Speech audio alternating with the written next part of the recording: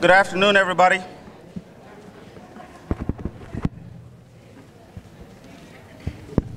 All right, good afternoon, everybody. Welcome to Lorain, Ohio, in case you don't know where you are.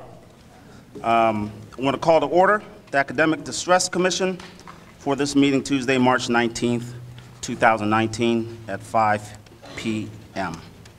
Let's start out with a roll call. Mr. Coffin? Present. Mrs. O'Brien?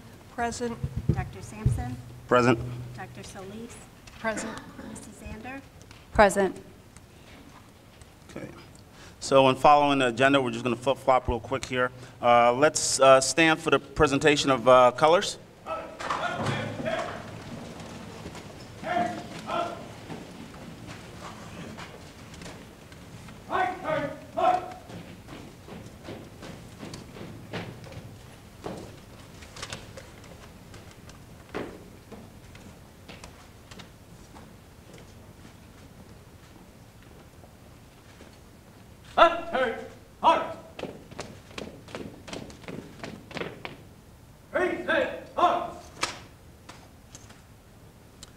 And we'll start with the Pledge of Allegiance for our students.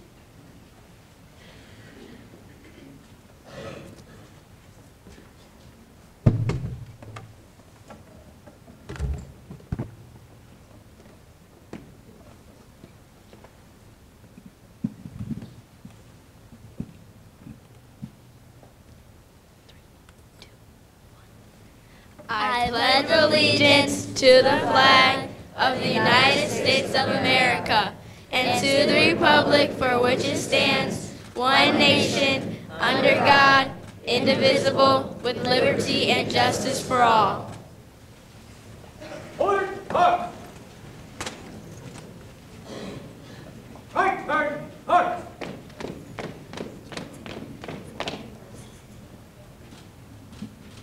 Telegram! Up! Order! Up! Telegram! All up! Please have a seat.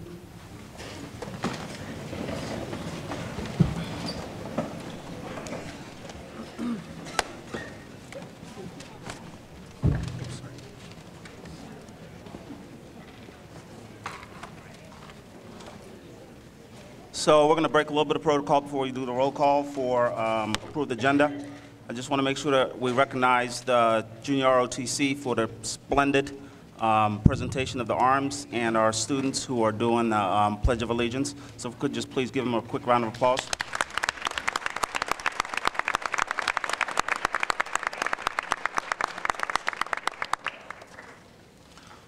And at this time, we'd like to introduce the Robotics, our Robotics Club.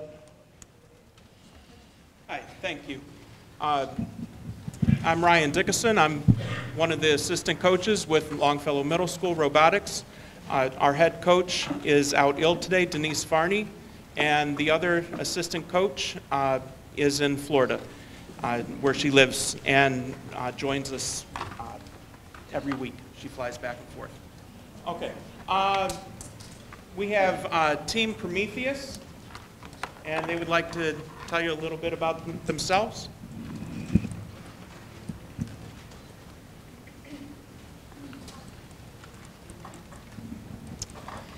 I'm Julian Rivera. I am in 7th grade. This is my first year of robotics, and I mainly work on the book along with driving whenever possible. Amber, who is sadly not able to make it today, was the main driver, and she also programmed all the buttons on the robot so we're able to drive it easily. She's also in 7th grade, and it's her first year of robotics. And we have won 7 awards this year.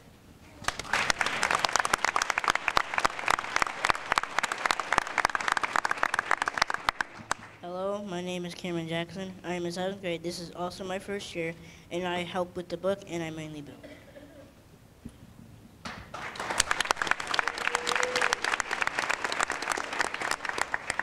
Hi, my name is Sierra Jackson. I mainly build and help with programming.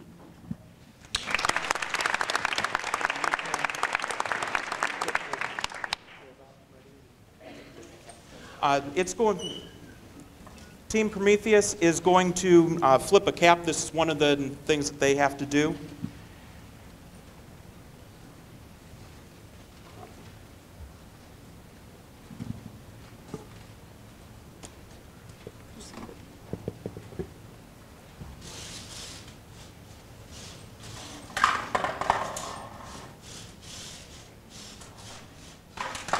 Okay, very good. Thank you very much.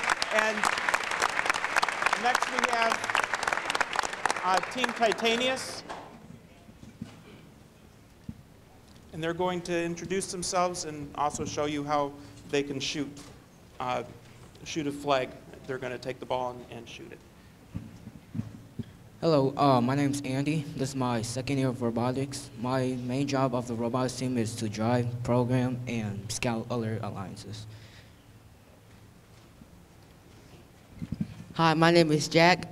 What I do is building and parts of the engineering notebook. I'm in 6th grade and this is my first year.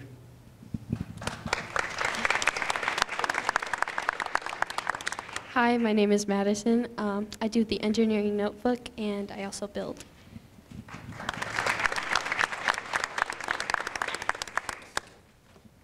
My name is Jonathan, and I help build, and I also do some of the programming. We won 6 awards also.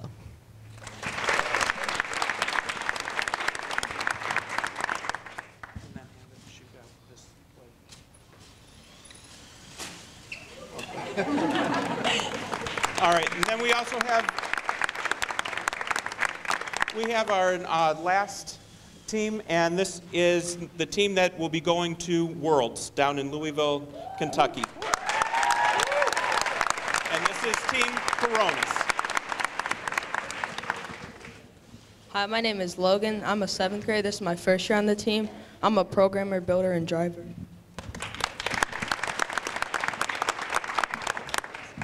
Hi, my name's John. This is my 2nd year on the robotics team. I'm a programmer, driver, and a builder.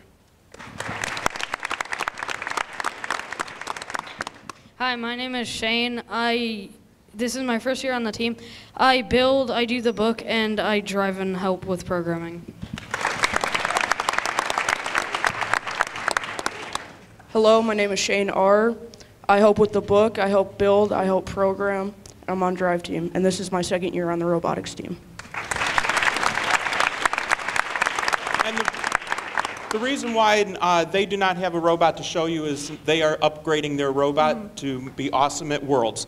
Now, the other thing that I do want to tell you is I bet that you're sitting there wondering how you can support our robotics team. So, we do have papers here for Applebee's and Brown Bag. We have 2 fundraisers coming up. They're going to be sitting over by the table if you would like to support us. Thank you very much, and thank you very much for having us.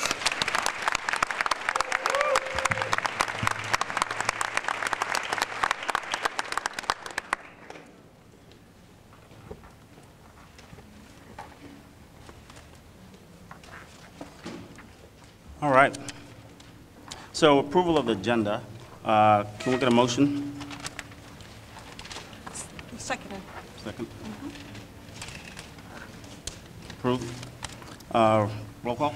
Mr. Coffin? Yes. Mrs. O'Brien? Yes. Dr. Sampson? Yes. Dr. Solis? Yes. Mrs. Zander? Yes. Okay. Approval of the November 28th, 2018 and December 7th, 2018 minutes. So moved. Seconded. Second. Get a roll call? Mr. Coffin? Yes. Mrs. O'Brien? Yes. Dr. Sampson? Yes. Dr. Solis? Yes. Mrs. Zander? Yes.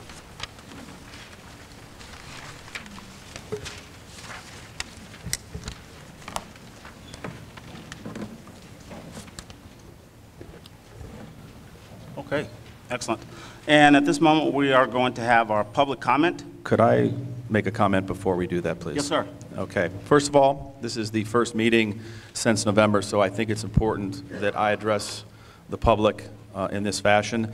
And I would like to welcome Diane Alexander and Randall Sampson to the Academic Distress Commission. My involvement in Lorain City Schools has been well documented over the years. Educator, department head, announcer, parent, community and commission member, and advocate of the Lorain community. What I've seen happening over the past 20 months is very troubling and disappointing. Hurriedly passed in June of 2015, House Bill 70 at its core is a bill that went against the basic principles established by our founding fathers as the cornerstone of our democracy.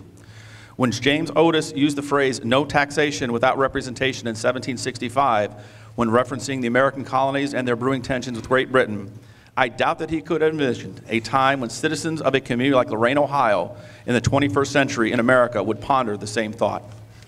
The reality is that Lorain's local tax dollars are being used by the state and CEO without true oversight, as the elected Board of Education and the people of this community have little say or role in the decision-making in its own school district. Sadly,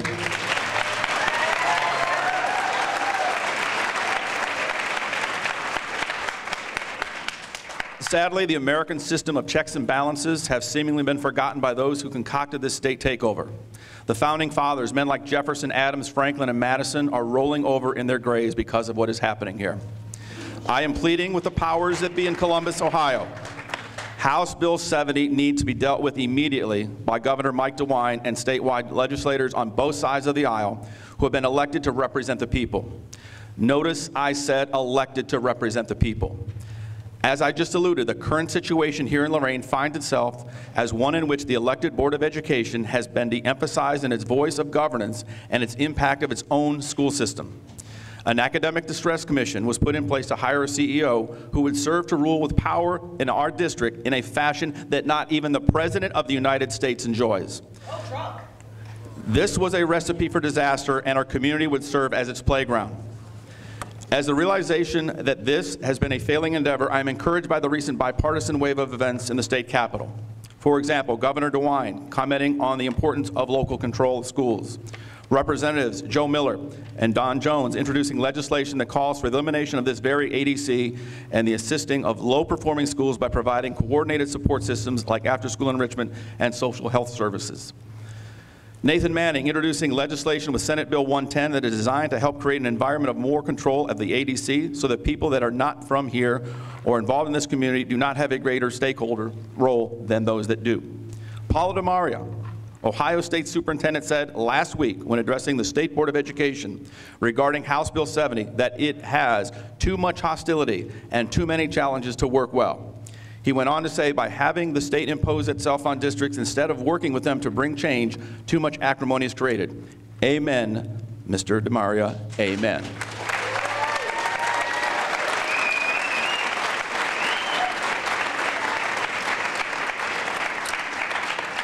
Everyone in this room is aware that Lorain City Schools has its issues, but those shortcomings were dealt with in the spirit of cooperation prior to the arrival of House Bill 70 and David Hardy. The narrative that nothing has been done is simply false. For example, under Superintendent Jeff Graham, Lorain City Schools is working with the Ohio Department of Education in a collaborative fashion, which included helping to introduce and improve wraparound services, advanced community involvement, and curriculum alignment, just to name a few.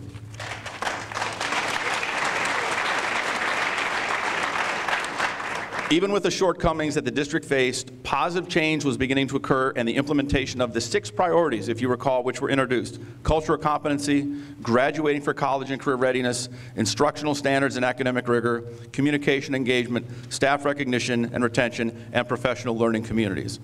Unfortunately, not long after, House Bill 70 took root and began the process that has proven to be very ineffective and harmful to our community. The time has come to end this carnage and the unmitigated disaster known as House Bill 70. This bill needs to be purged from the landscape across the state of Ohio.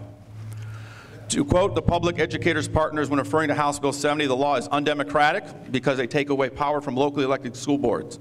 Unaccountable because they give one person, the CEO, total control over every facet of the schools.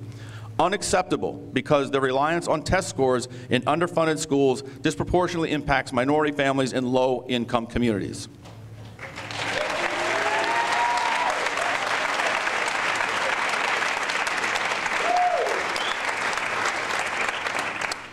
With that said, the following concept on leadership was sent to me by a caring member of the Lorain community.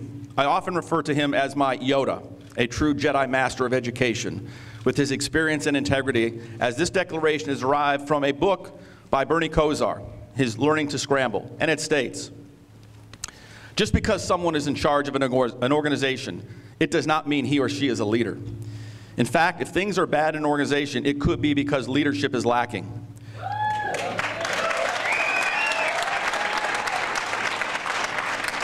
Leadership is a positive attribute.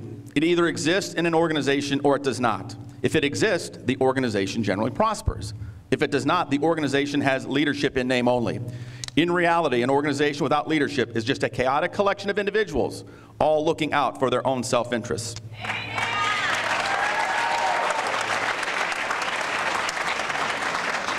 Sometimes a person is in a position of authority who is not a leader. People follow a boss because they have to, but they follow a leader because they want to. The good leader applies positive motivations like, I will help you achieve more. The leader that is lacking relies on negative sanctions like, I will fire you. By appealing to the positive, they can generate a belief in the group's potential and be one in which motivates and inspires people around them. Furthermore, I will use a basic analogy from the world of sports. When the environment of the locker room changes and a leader becomes counterproductive and is no longer a positive change agent to the good of the team, knowing when to move on from that situation for the good of the organization is leadership. When the locker room is lost, it is time to move on, plain and simple. Because of what I have seen here in the last year and a half and the showing here tonight, one thing is clear. This situation with the CEO has lost its ability to lead. He has lost his voice. He should do the right thing and resign as CEO of Lorain City Schools.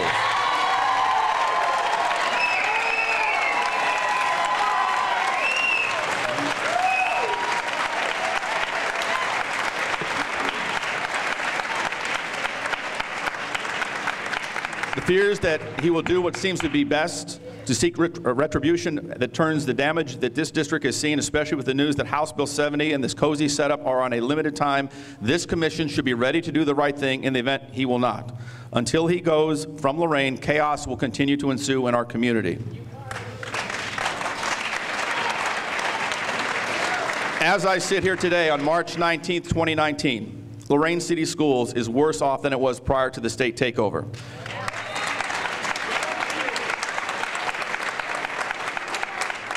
The formation of the Academic Distress Commission and hiring of CEO David Hardy.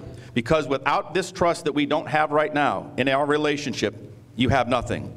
With that, the time has come to end this relationship. Thank you. You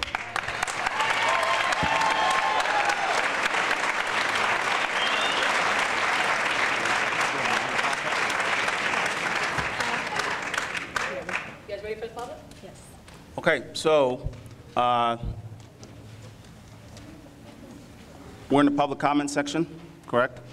We're going to stick to the items that are on the agenda in the public comment. So if you look at the agenda items, the public comment is to that. That way we are not attacking individuals, attacking groups of people. And I can't hear what you're saying. there we go. Can you hear me? All right, excellent. So we are in the public comment section. So this is a chance where you have an opportunity to come up and do your public comment. And just as a reminder, we are in the public comment to have comment about the agenda and not attacking individuals or groups, because folks in here are neighbors and friends for years. So I just want to make sure that we have civil discourse about it. Okay? So in this. So nevertheless, my name is Christine Dorsey. I am a teacher at Southview Middle School. I teach 8th grade history. And I would like to make a counterclaim to Mr. Coffin, and that has to do with the Ohio State test. Everything is claim, counterclaim, getting kids ready to pass the test, always thinking, pedagogy. All right, since 2002, do you guys remember the PDK audit?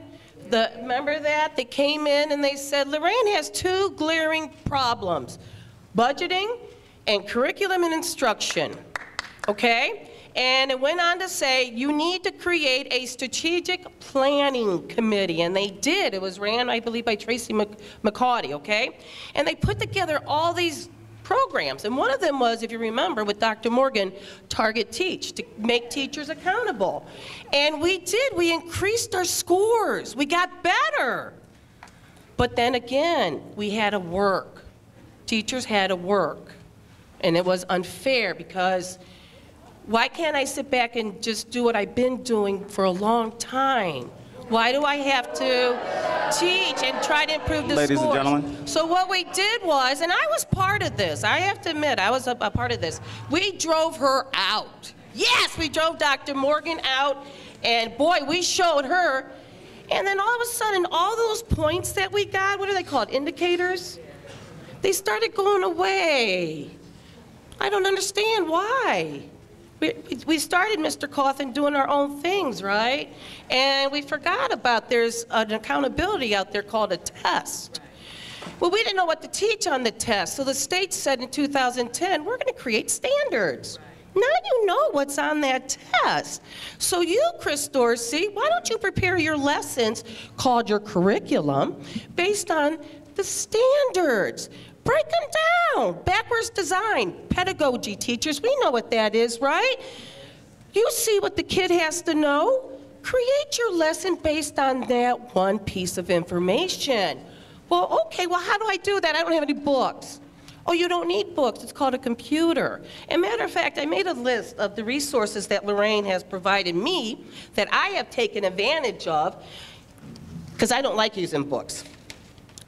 History Alive in 2000, I still use that. Formula Writing in 2006, I still use that. And when I was in the high school, I taught that, how to use formula writing. So kids in my history class can write beautiful essays and extended responses, what the teachers wanted. Formula assessments from 2010 to 2012. Reading Like a Historian from 2012 to this day, I still use it. It's all free. PSYOP for our ELL kids because, you know, they're problem makers. Yep, that was 2015. Tools for the Thoughtful Assessment Classroom, Harvey Silver, from 2010 all the way to 2014, and I'm still using it today.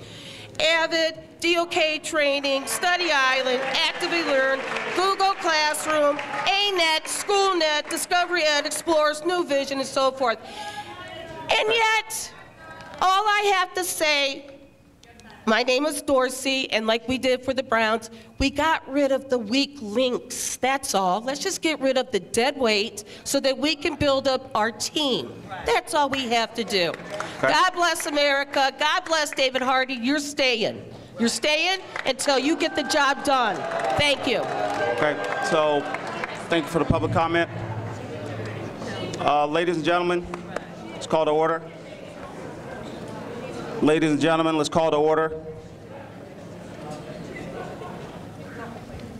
Okay, before we proceed,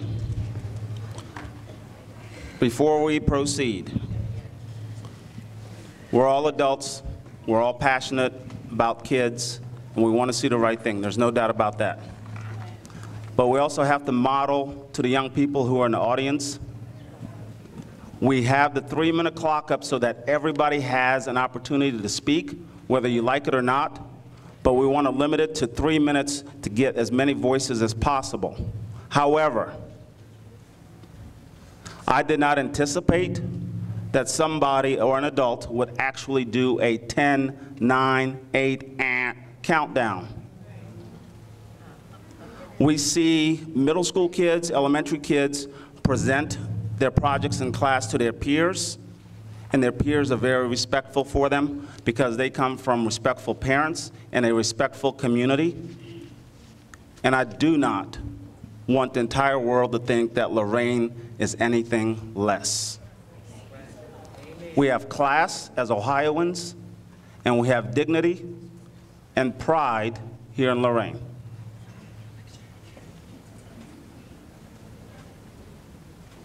I love each and one of you. I love your kids. I love the community. So let's be respectful of each other as we move forward.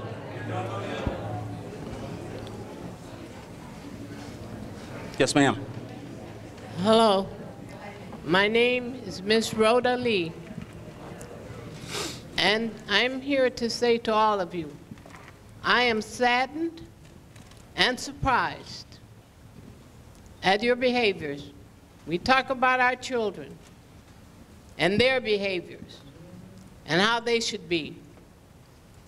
Who was it said, come and let's reason together. Let's look at what's happening in our community together. How we have become and are becoming divided over a House bill. This House bill is not new to Lorain, nor to the educators, or you, Mr. Cordone, or you, Ms. Zander. We discussed this back in 2009, that it was coming. Back in the year 2019 or 81, when the Lorain City Schools was down, and when the NAACP at that particular time filed a lawsuit against the Lorain City Schools for the miseducation of minority children. We live in a community, an international community. 85 to 95% of our children are multicultural. And we're sitting in here acting as though we don't believe or we don't care. When are we going to come together and realize that it is about our kids? And I am ashamed to see the hostility that's been displayed in this room today. Yes, we have had many superintendents. The statistics do not lie. The data that came out even on Dr. Graham, and you speak of Dr. Graham when he was here, the same data, the same statistics. Yes, he did begin to organize a task force to carry on. At that time, we were talking about also House Bill 70. If you want to attack the House bill and the issue, taxation without representation, unconstitutionality, then do it on that basis. But you do not, and I resent it highly as an elder in this community, attack individuals. It hurts us as a people, as an international community. It hurts our kids. See, I want to see our kids hit that door. Many of them are coming into our school buildings, and you know it, traumatized by whatever is going on in their environment, in their homes and buildings. We need the resources to help our kids to be successful and to achieve. Thank you. No.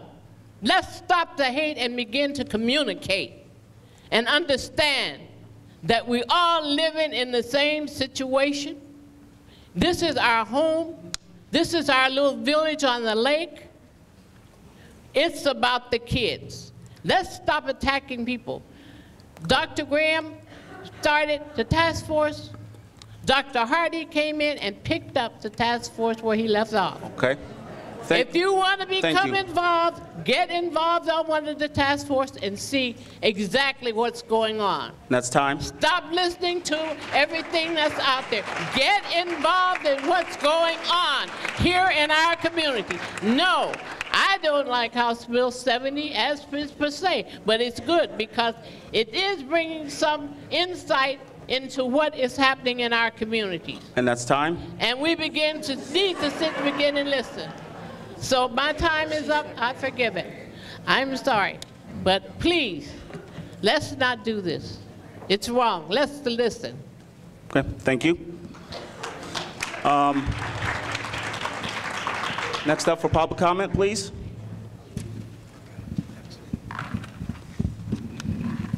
And once again, we're going to give a 3-minute time frame so that everybody has an opportunity to speak. Thank you. Good evening through the chair to the commission, everybody here. Thank you for all coming. Real short, more a request than it is a statement. Based on knowledge of public meetings and how you're running this meeting, it was suggested in here that under public comment, we want to keep our comments to the agenda. So I would ask through the chair to the commission, can we please move the public comment section of this agenda to beyond the business so the folks in this room can hear the business conducted and then comment on that. I think that'd be more appropriate than having us speak on things we don't know. Thank you.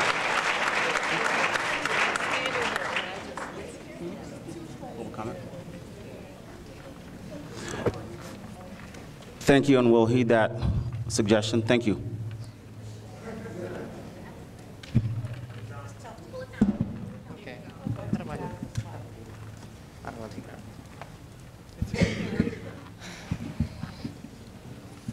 Today is it working? Today quite nervous, all right. It's fine. Today I will be explaining to the room something I've learned from one of my teachers this year. Leadership. Leadership is defined as the ability to lead or guide individuals, teams, organizations, etc. But also leadership has 3 components that are essential to influencing your followers, but more importantly, being a capable and competent leader. Those 3 components are purpose, direction, and motivation. Now, before I go any further, I'd like to elaborate on these 3 components and explain briefly why they are useful. First, purpose. Purpose is a plan of action of something that you want to accomplish.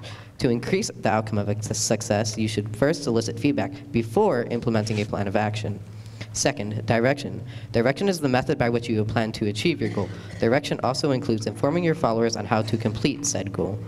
Third, motivation. Motivation is the ability to empower one's followers to accomplish their goal. Let's not forget, motivation is quite contagious.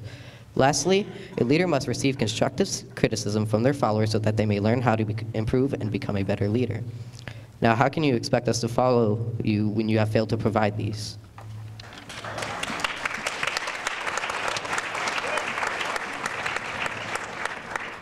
All of what I have just said and stated is something that I have not seen very much of, if at all, this school year. So all I ask is that you learn from my words and learn from your mistakes and learn to become better leaders. I see many great potential leaders in this room, and so I ask you to look within yourself, rise above, and lead this generation of scholars into the best and most successful people that they can be. Also, I might add, don't be afraid of failure, for it is the thing that allows us to learn and grow. I would like to end this with a quote from a great man named Colin Powell. Leadership is solving problems. The day your soldiers, in this case your scholars, stop bringing you their problems is the day you have stopped leading them, and they have either lost confidence that you can help or concluded that you do not care. Either case is a failure in leadership. I hope you all have a splendid evening.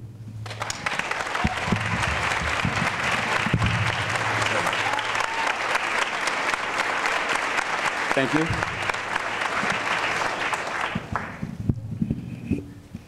Hi, my name is Patty Kalo. I've worked for Lorain City Schools 16 years, and I work right outside the CEO's office. The other day I was in my room praying, and this thought came to mind. What needs to happen for evil to prosper and good men to do nothing? And I felt I needed to say something. I have known Mr. Hardy almost 2 years, and I know him personally. I see him every day, and he's a great man. He's always up, never talks about anyone. He's very positive. He's a hard worker, and it's been a pleasure working with him. And he doesn't repay evil for evil, as you can see through the newspaper articles. He does not get involved in politics, only focuses on how to move scholars up the ladder of success. There are teachers that are not helping our students. They need to be held accountable. Teachers are paid whether a student gets an A or an F. In some of the classrooms, they have a poster that says, if you don't get good grades, I'll take fries with that order. I think that's demeaning to someone who works at a fast food restaurant, and also demeaning to the children. An independent company, TNTP, was hired to do a walkthrough about a year ago of 94 classrooms. Only 17% of the teachers were teaching to the standards. 1 year later, they did another walkthrough, and 34% are now teaching to the standards. Mr. Hardy is making changes. It takes time, and being fought every step of the way must be exhausting for him. It will take time to see the changes that are happening daily. He has weekly meetings with a great team that I know personally and support, and they are working to make changes. And it's so disheartening to see how one person can get a rally of people like this to diminish a man's character, tarnish his character and reputation. And people say the school is not safe. I walked the high school many, many times. There are 12 safety officers. I never have felt unsafe in that high school. So that's all I need to say.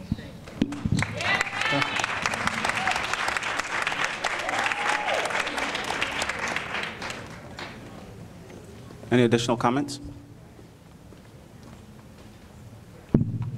Good evening, everyone. I'm Reverend Pamela Pinkney Butts, and I'm from Cuyahoga County. I came down here to see about you all because on yesterday, our governor made a decision to take money from education and transportation to put it into roads.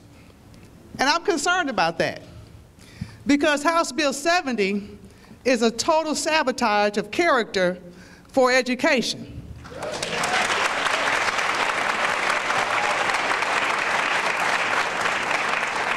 House Bill 70 is another way of privatizing education to formulate more mass incarceration and privatization in prison systems. House Bill 70 is also another violation of religious freedom as well as economic burdens being lifted.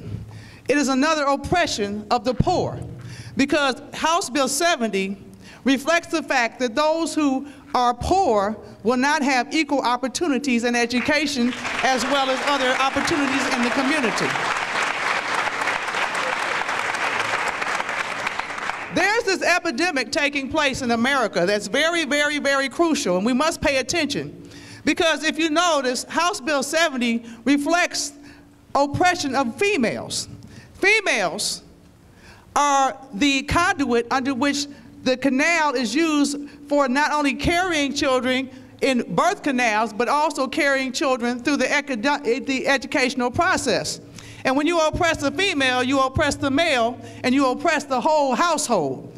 House Bill 70 is a slap in the face to all females, of all colors, of all economic statuses. And I wanted to say to you today, you keep fighting, and you keep going forward, and you stop this madness from the White House to the courthouse to your house to everybody's house, and do not let them bully you.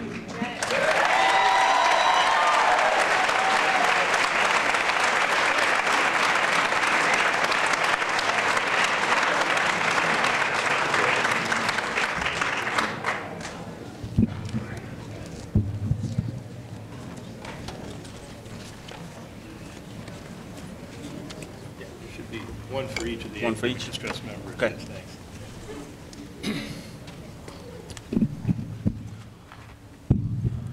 Good afternoon, folks. My name is Jay Pickering. I'm the president of the Lorain Education Association, who represents the teachers here in Lorain. Since the Academic Distress Commission has not met in 4 months, a lot has happened here in Lorain. And throughout that time, I've actually made some presentations to the Board of Education about some issues that have been occurring on behalf of the teachers and to keep the Board of Education clear on what's happening in the district. And I wanted to present this to you. I'm not going to go into detail on it. These are the 4 presentations I made over the past 2 months to the Board of Education. The first item on this is a discrepancy between myself and the CEO as to the attendance of the teachers last year.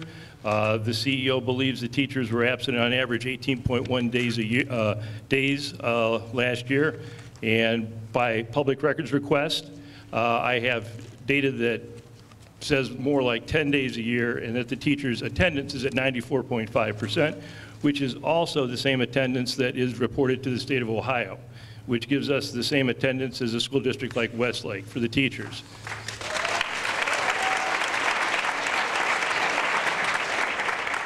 In the information you have there, I have the public records request, as well as the responses, as well as an explanation of the various reasons for absence of teachers.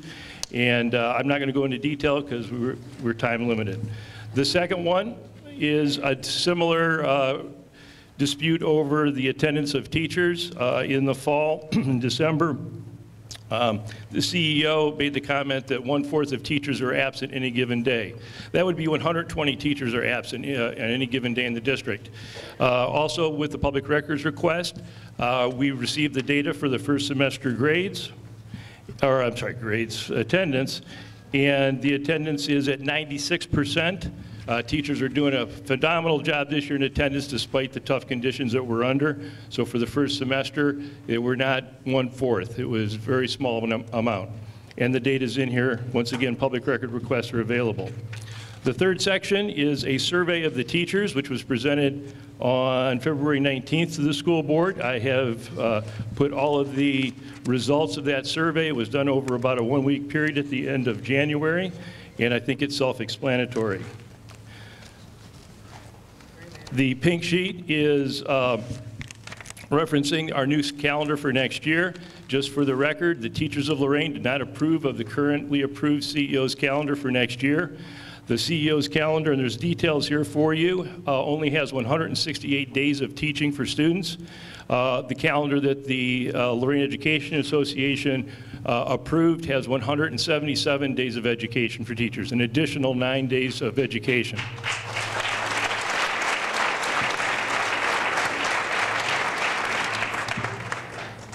And finally, I just want to say, going into this year, the teachers were hopeful that we would work hand in hand with the administration to collaboratively develop strategies and policies to engage, nurture, and teach the students of Lorain.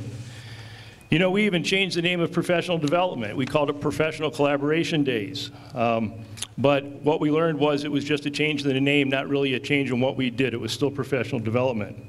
The sad reality is we have not collaborated much this year, but have been dictated to, blamed, investigated, harassed, threatened, and criticized. We know we can help the students of Lorain achieve at their highest level, but we need to become part of a team, not just the target of criticism and blame. I have included in your information a letter from a high school teacher to the rest of the high school faculty that she sent out last month. It explains how she saw students in need of attention because she and other teachers are no longer allowed to build the professional relationships with students that are needed and that we previously had. It tells of her not following the current teaching script, but returning to some of her tried and true methods and how it helped one particular student. We are desperate to be considered valuable partners, not human capital, and given the tools and support needed for us to do the best we can do for the students. We want to be here for the students, and I'm asking for you folks in the Academic Distress Commission to help us with that. Thank you. Time.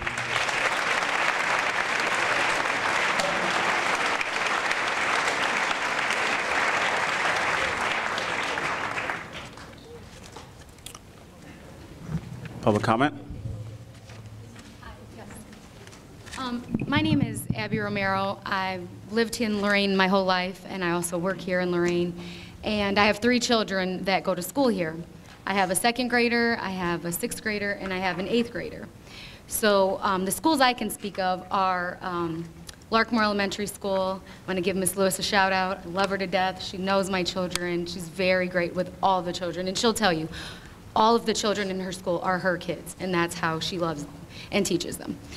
Secondly, my other 2 are at Longfellow Middle. My girls have great teachers there that really know my students, know my daughters, and know what works for them to learn. And all 3 of my kids have great grades, doing all the good, everything they're supposed to do. I guess what I want to bring to this is, we don't have the time. Whatever the school board did before Hardy, whatever Hardy's doing now, we don't have the time to wait for these changes. We have to do something now. So my thinking as a parent is, I'm at both schools as much as I can be. I work full-time, I go to school full-time, but this afternoon, I'm on spring break from school. I spent the afternoon with my 2nd grade son and with his teachers. The teachers know that I'm there as much as I can be, I'm reachable, and so that would be my challenge to the public.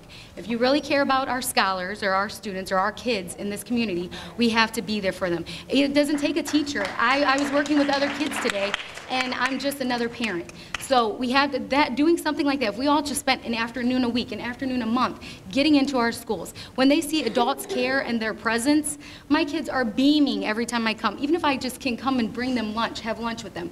Other kids just love that. They love the attention that you're taking time to be there, part of their school day. So I have a minute left, but that's my challenge to everyone. If you're a parent or, like I said, we're all busy, we all work, but we don't have time to wait for these changes. Our kids are growing up. My 8th grader is getting ready to go to the high school, and I'm scared to death about the high school. I really and truly am. So now I'm taking way more notice, paying way more attention to what's going on, because it ultimately affects my children. And no one's gonna be, I've always said this every time I spoke up at town hall meetings, anywhere, no one is gonna be a better advocate for my children than myself. So I want everyone to know that's what we need to do.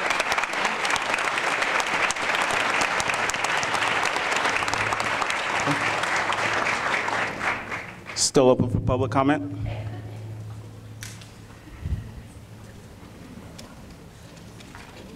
Mr. Hardy, I seen you shaking your head for parent involvement. I know when we met in October, we asked you, how can we help? This was before the negative climate came. Your suggestion to us was to start a podcast. We offered to wash the kids' clothes. We heard kids weren't coming to school because they didn't have clean uniforms.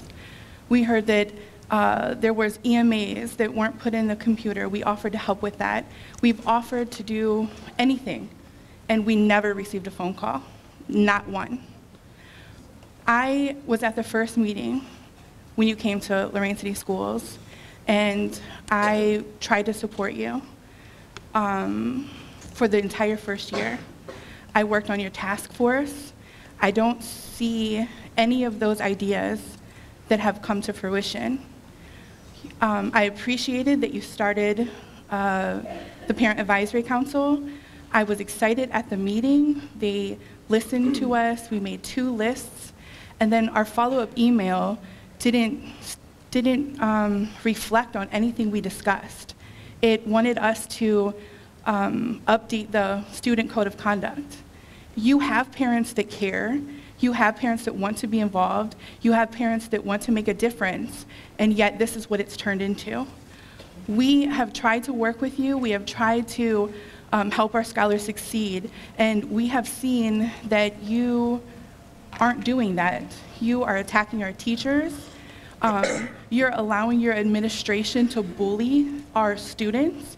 They're being threatened that they're going to be retained. What are you doing that is going to make a difference, that is going to help us get out of academic distress? Thank you.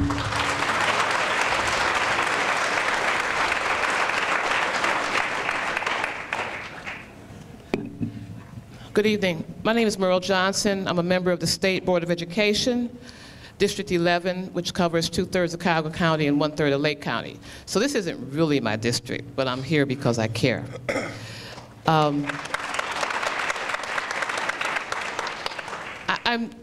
just really I'm really bothered by the hostility because it's really unhealthy for children and for adults. I understand why it exists, because House Bill 70 created that, okay? But we have to look at who to blame for this.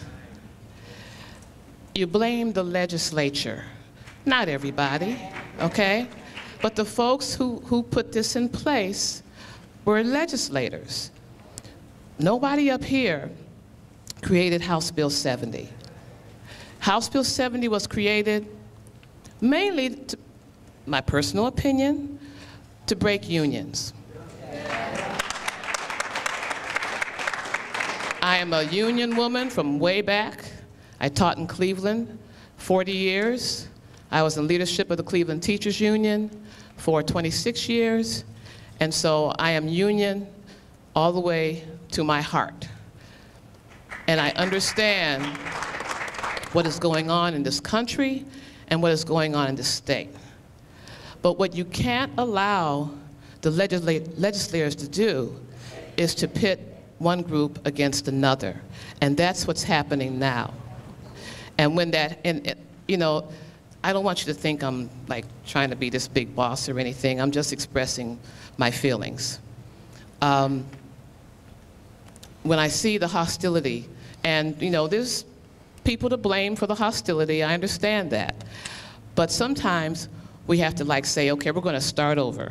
You have a new ADC chair, and I'm hoping that from Mr. Hardy and from everybody here and from the educators and parents, all of you will say, okay, let's wipe the slate clean and let's go at this in a collaborative manner and do what we need to do to make sure that our schools are safe and productive for our students. The last thing that I want to say is that a part of House Bill 70, well, House Bill 70 said that the CEO would be able to do away with the union contracts except for wages and benefits, and also if schools did not improve, they could turn into charter schools. That's by design. It's by design. That is the goal of folks in this state and in this country. As the earlier speaker from Cleveland, Ohio said, from East Cleveland, it's about privatization. So as long as you fight with each other, you're moving closer to the privatization of public schools. So we need to just take a deep breath and exercise some forgiveness and say, we're going to make this work for our kids. And that's all I want to say. Time. Public comment?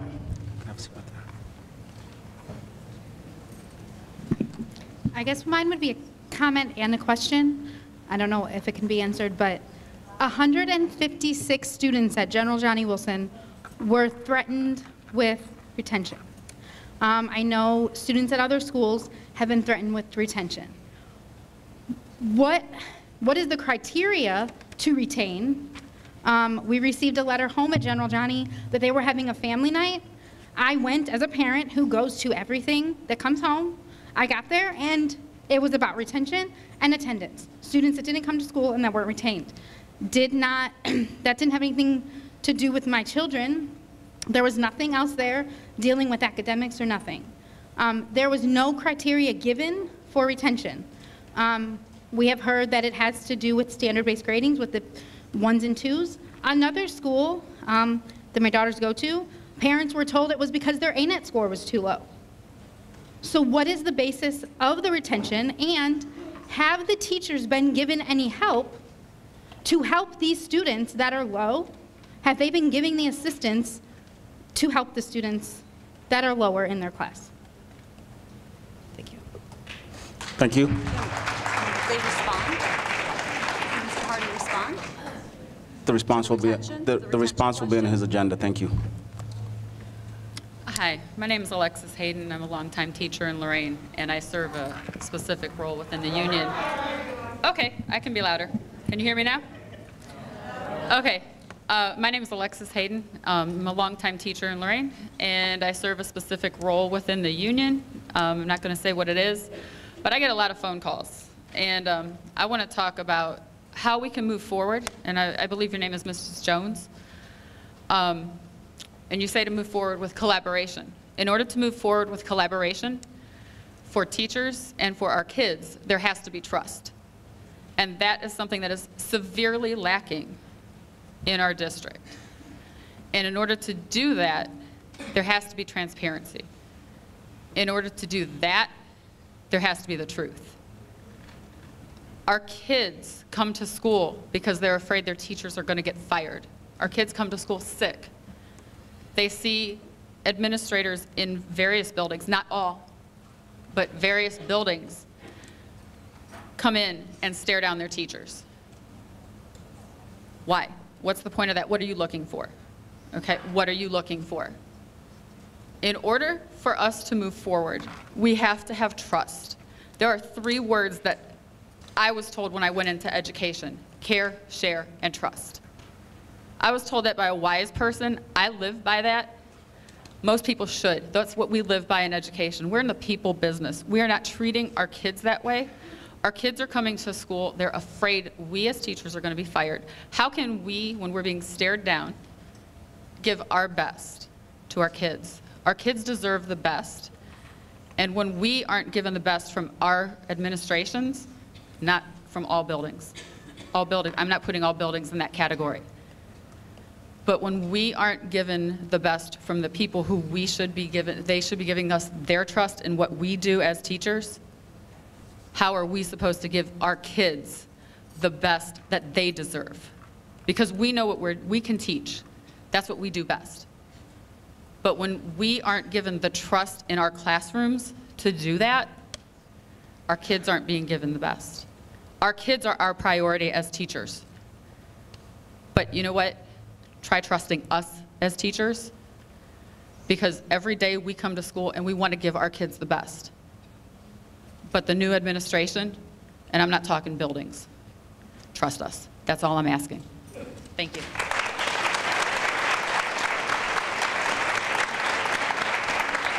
Thank you. Public comment?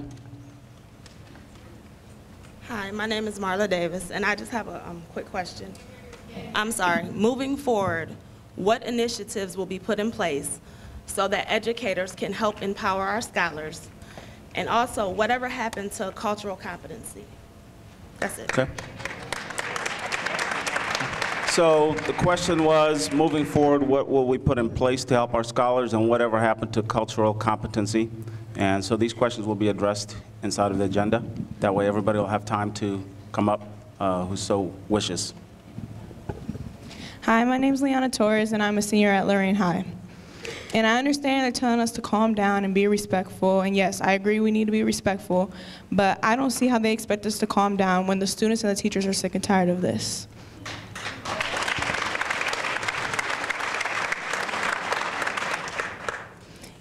Imagine a random person coming into your house and trying to run your house like they've been here and like they know how to run the household when they clearly don't. That's too familiar to the students and the teachers of Lorain City Schools. I hate seeing my teachers stress over their jobs and their careers. I walk in the hallways and I see administrators, half of them are unknown by the students. I've seen with my own eyes an administrator walk by and other students say, "Who even is that? Why are they here?" We want our schools back. My teachers love their students, and they actually care about their students. Yes, obviously they're doing it because they get money, and that is what a job is. But I've seen them look past the money and actually look at the students' emotions and how they feel, and they've become like family figures to these students, and I've seen the students come every day with a big smile on their face because, oh, I get to see my teacher today. I know they're gonna tell me something good. I know they're gonna motivate me to go to be stronger and to continue my education. And many of my teachers throughout elementary school all the way to high school, they've taught me that, and that's why I'm continuing my education and going to college, because they pushed me and they actually care about me. So I just want our schools back, and I just feel that something needs to be done and that changes need to be made.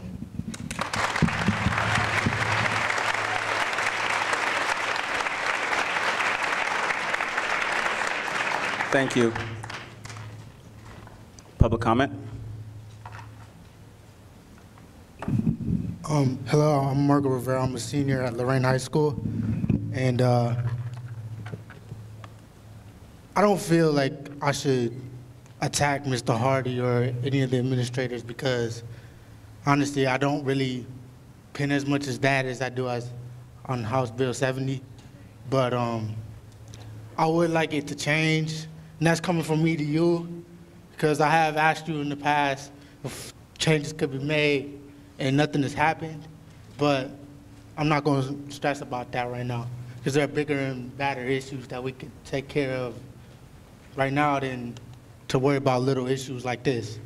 But I feel like Lorain High is like my home, and I don't want to feel like that's under attack because I have to worry about kids fighting or kids getting hit. I have to watch my back every 24 seconds, and I can't relax and focus on my work without worrying about a kid wanting to hit me or something. But I just want to come to my home and be safe. I don't want to come in there and worry about fighting or having to protect myself or what I need to do to protect myself in the future or anything like that.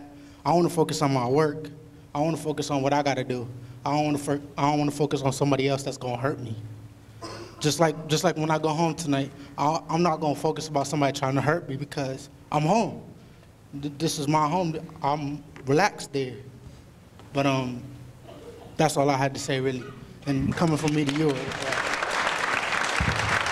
Thank you. Okay. Public comment? Howdy. Nice to see you all again. Ryan Williams. I'm a junior, a student at Lorain High. And of course, I was at the last meeting, kind of messed up, but this time I got it, so give me a chance. I'm going to give a definition of a disease. Now hold on. Wait until I finish. A disease is a disorder of structure or function in a human, animal, or plant, especially one that produces specific signs or symptoms or that affects a specific location and is not simply a direct result of physical injury. Now, I'm not exactly calling anyone a disease yet because we lack efficient information. Sorry, I lied to you at the beginning. But one large piece that would definitely help that come to shape would be one simple answer to one simple question. On behalf of the Lorain student body, on behalf of the Lorain parents, on behalf of the Lorain staff, and on behalf of most of us in this room, I ask that one question that I will rephrase forever. What is the end game here? What are the intentions?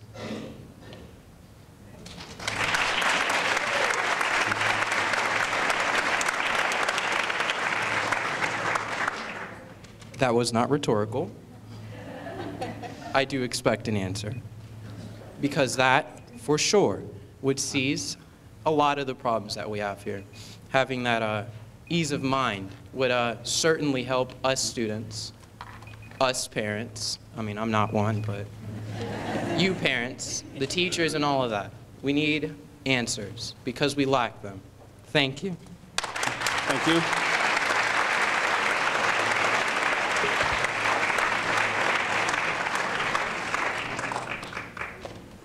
Public comment? Good evening, Mary Miller, East 34th Street. We're supposed to announce our address still.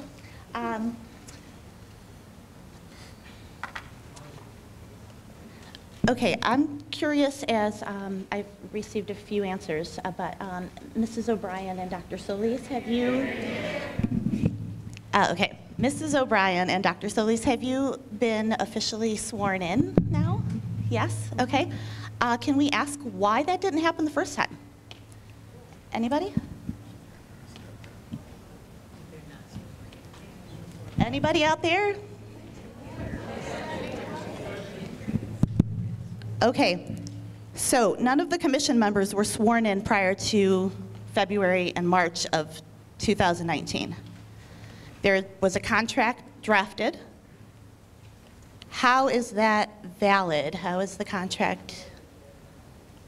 I'm asking this over and over again, and I get like zero answer. Can anybody from the state help me out?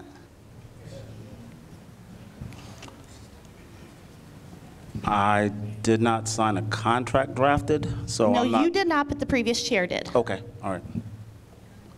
Is that contract null and void? Nobody was sworn in. Which The other which academic contract? Is there a title to the contract so we can look into it? I can provide you with a copy Okay. of Mr. Hardy's contract with Anthony Richardson, the prior chair. Did you not receive a copy of the contract? Who's, You are the chair. Whose contract are you referring to? Mr. Hardy's contract with the previous chair, Mr. Anthony Richardson. Okay.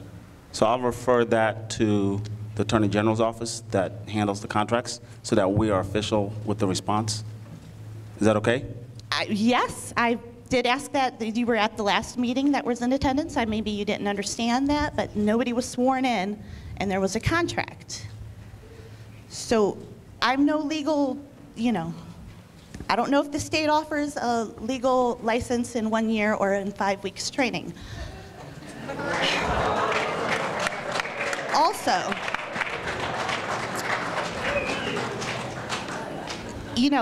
I'm thinking myself that would be a gentlemanly way to get out of this situation and saying maybe this contract is not,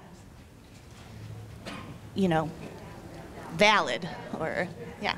So perhaps that might be taken into consideration.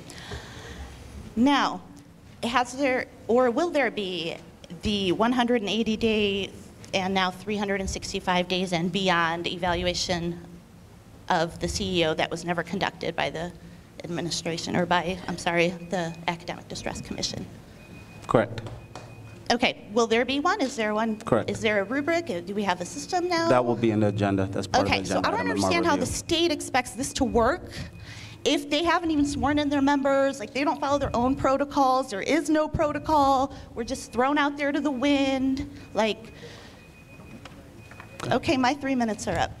Thank you. So, and I just want to add, like animosity, the trust was eroded, the lies, the changing of the dress code with less than a month to school, the changing of the grading system in the middle of the quarter.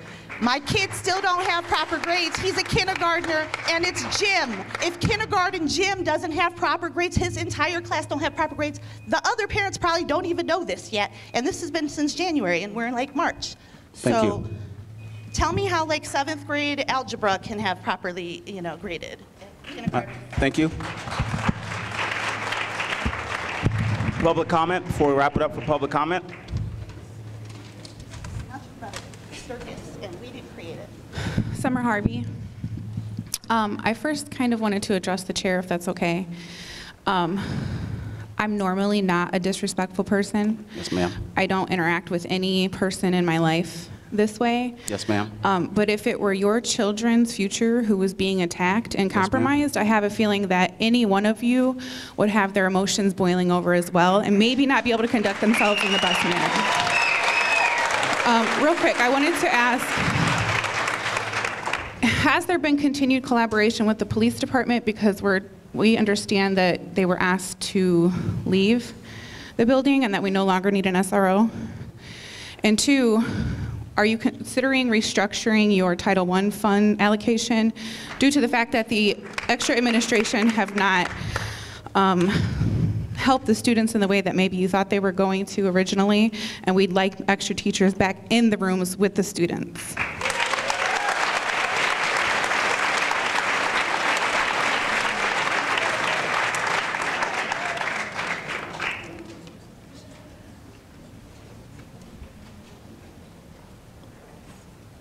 I see people moving around, so I'm not quite sure. That's it? Okay. Oh, hold on.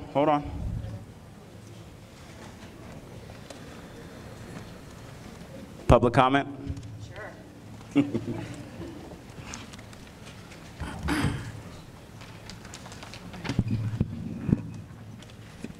All right, hi guys, everyone. Used to usually corralling kids in a gym, but not public speaking, so I'll try to go do my best.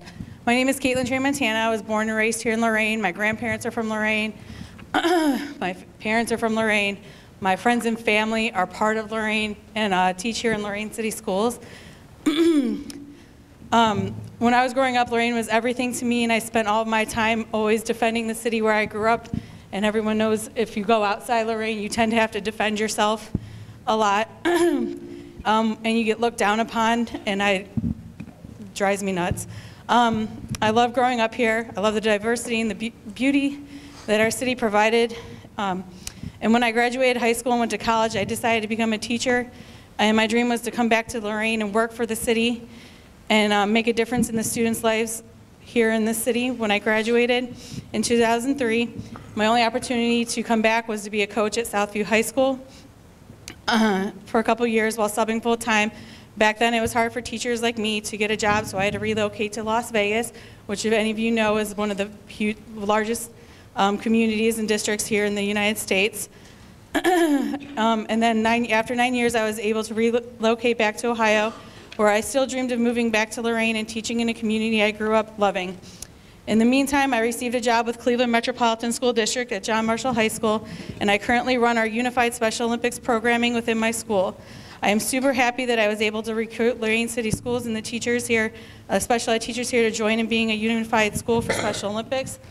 And Lorain has become a great host for the unified basketball events. The teachers, aides, and students involved directly are awesome and one of a kind. However, today I heard a person who does not directly work with teachers, or I'm sorry, work with students, speak about violence and how they see no violence in the halls. And I can attest that that is definitely not true.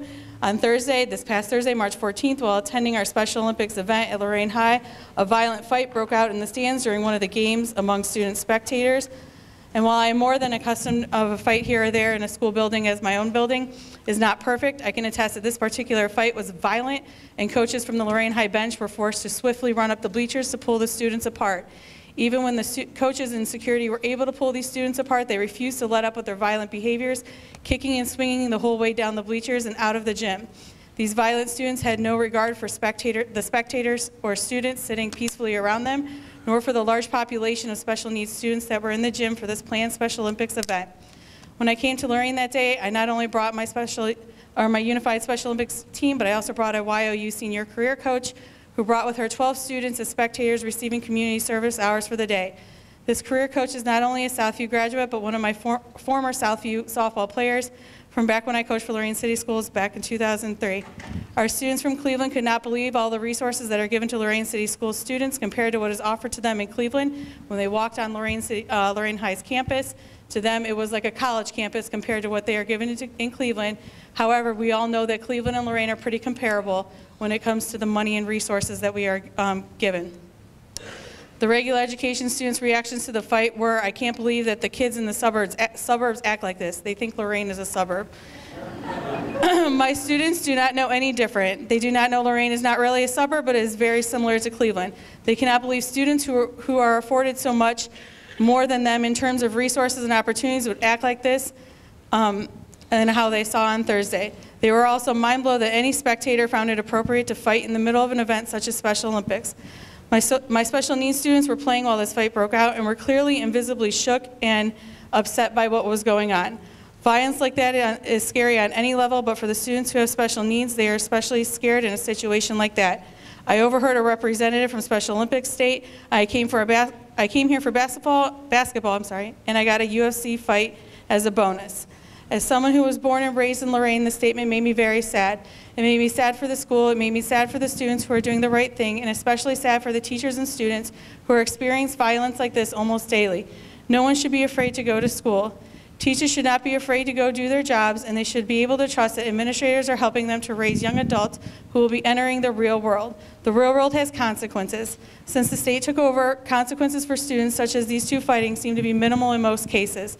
The answer seems to be more of a circle time where students gather to speak about their feelings instead of suspensions or expulsions due to violent behavior. Approaches like this seem to make violent students think that they can just continue to do their ongoing physical and verbal attacks both on teachers and one another, as they know there's a pretty good chance they will not receive any real consequences in most cases.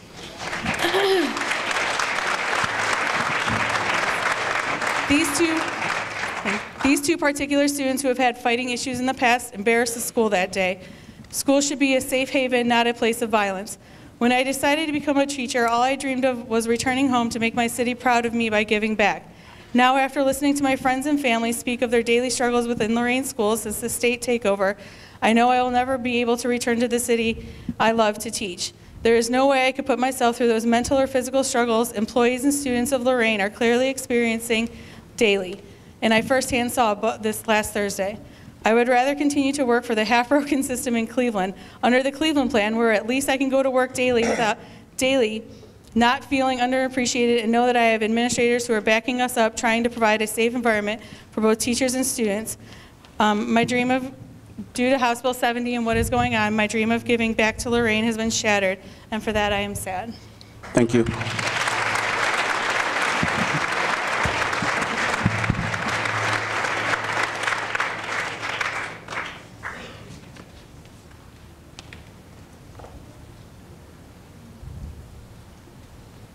Okay. At this point, we're going to move on to the agenda. And we're going to talk about operational updates. The financial update from Mr. Hill.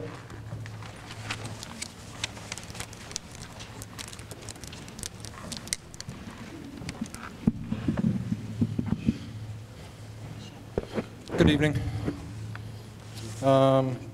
First off, let me start by saying kind of the packet I put together for you guys tonight, I take very minimal responsibility for it in the sense of, without my team, none of this would be possible. So I give 100% of everything. In a district this size, the day-to-day running of the financials would not be possible without a team that I have. So I'm very confident in them. That being said, the first item, and I did put together a packet for all the ADC members, as well as everything I speak to is also available on the table over there as well. The first section and the key points, it will point to the first three kind of handouts. And this is just the financial audits that I go through yearly. We have continued to, and even before I came to the district, I've had a very firm financial control of the district, and I'm very proud of my team in that sense. We have scored the highest level audits, considered a clean audit. The three I've provided you, and probably even far back beyond that. If you go to the school website and go to my page, the treasurer's page, there is a link to the state audit, so you can go back as far back as you'd like and look, and you can see kind of probably the steps and the strides that we have come from as far back as probably 2002.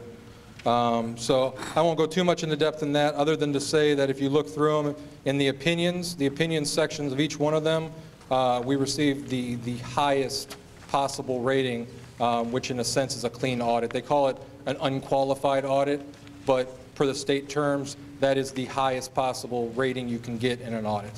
So I know there was some questions, concerns around that. The next item, I provided another copy of... Mr. Hill? Yes. Before we go to the next item, you said there are some questions and concerns around what? There were some questions and concerns in regards to the, maybe some of the things that have been provided by my team in the past and whether or not we were audited and things like that. I just wanted that to be shown that we are audited annually, and it's a very in-depth audit by the state, and we continue to be audited. The other piece to it is the last year's audit is finished. It should be released, I would assume, probably within the next week or two. And in regards to financial pieces to that audit, again, clean audit, 100%. And this is in regard to the 17-18 school year. Okay. And what type of an audit? Is there a difference between this audit and a forensics audit? When it comes down to, so specifically this audit, this is all things financial. This will explore every aspect of financial controls, looks at processes, looks at funding. It takes into account how we are doing transfers, I mean, down every level. Forensic audits, when you look at those specifically, typically those are put into place for specific items. So if somebody's going to come in to do a forensic audit, they are given maybe a list of specific things to look into. So it's probably more of a strategic audit to look at a handful of things that are already covered within the financial audit. And I had mentioned in the past, I would continue to mention, I welcome any sort of audit. I'm 100% confident in my team and the work we do. Can I speak up? Yield to Diane? Yes, I think the concern, Josh, that you might be referencing is this year's spending, 2018-19, not the past years. I think the references that have been brought to my attention is this year's spending. And that's my next couple of sections we'll get to this year as well. Okay, so before we get to that, I just want to make sure that we're clear. On the forensics audit, it's specific items that we need to have audited. And is that something that the school district initiates, or is that something that the auditor picks up and says, we need to take a closer look at these specific items? It can be initiated a few different ways. It can be something that's brought to attention to the state team when they are here, and I've seen them put on like an addendum to the audit to look at a specific incident or a specific item, something like that, or a specific pocket of funds and how it's processed, spent, things like that. You can have an outside firm do it, but the one through the state can be initiated a number of ways. I can say, you know, there has been some concerns. Would you look into this? I don't know, being that they're my books, that it would make sense for me to initiate it, being that I know my confidence level in it. But again, I by all means welcome, if there are specific concerns, I would be more than happy to either put the person in contact with the state audit team, as well as, or if you wanted to send me an email with the list of concerns, I'd be more than happy to forward it on to them. Okay. And has there been a forensics audit completed during your tenure? And what would be the appropriate timeline to make that request for a forensics audit? They are ramping up. There has not been a forensic audit specifically since I've been here, because that usually is an additional addendum that they would typically require an additional amount of money to look into it. It just doesn't fall underneath their typical scope, but I know they're more than willing to do it. And they are ramping up now to start pulling data for, we're kind of wrapping up this year, which is the end of the end of 18. This one, like I said, will be released in the next couple of weeks, and they are ramping up to start gathering information. It's a year-round process. So they're already starting to gather information for the 18-19 school year as well. So now would be the time that we could kind of let them know that there's specific items they should look into, and I know they'd be more than happy to. And that 2-week audit will be reported by you online on the district site, or is there a lag time to wait a month, 2 months? They release it, and it would appear then on that, the link on my page. I'd be more than happy to come back, discuss any findings, anything like that, supply that document. Actually, when it's released to me specifically, I would be more than happy to email it to the entire ADC if you guys would like, just so you can see kind of the same, what I have supplied you with this evening. Okay.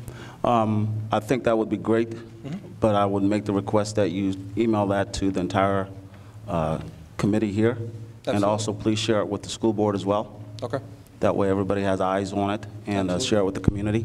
We'll have it on a public link and make sure everything's transparent and we have a sense of collaboration. Okay.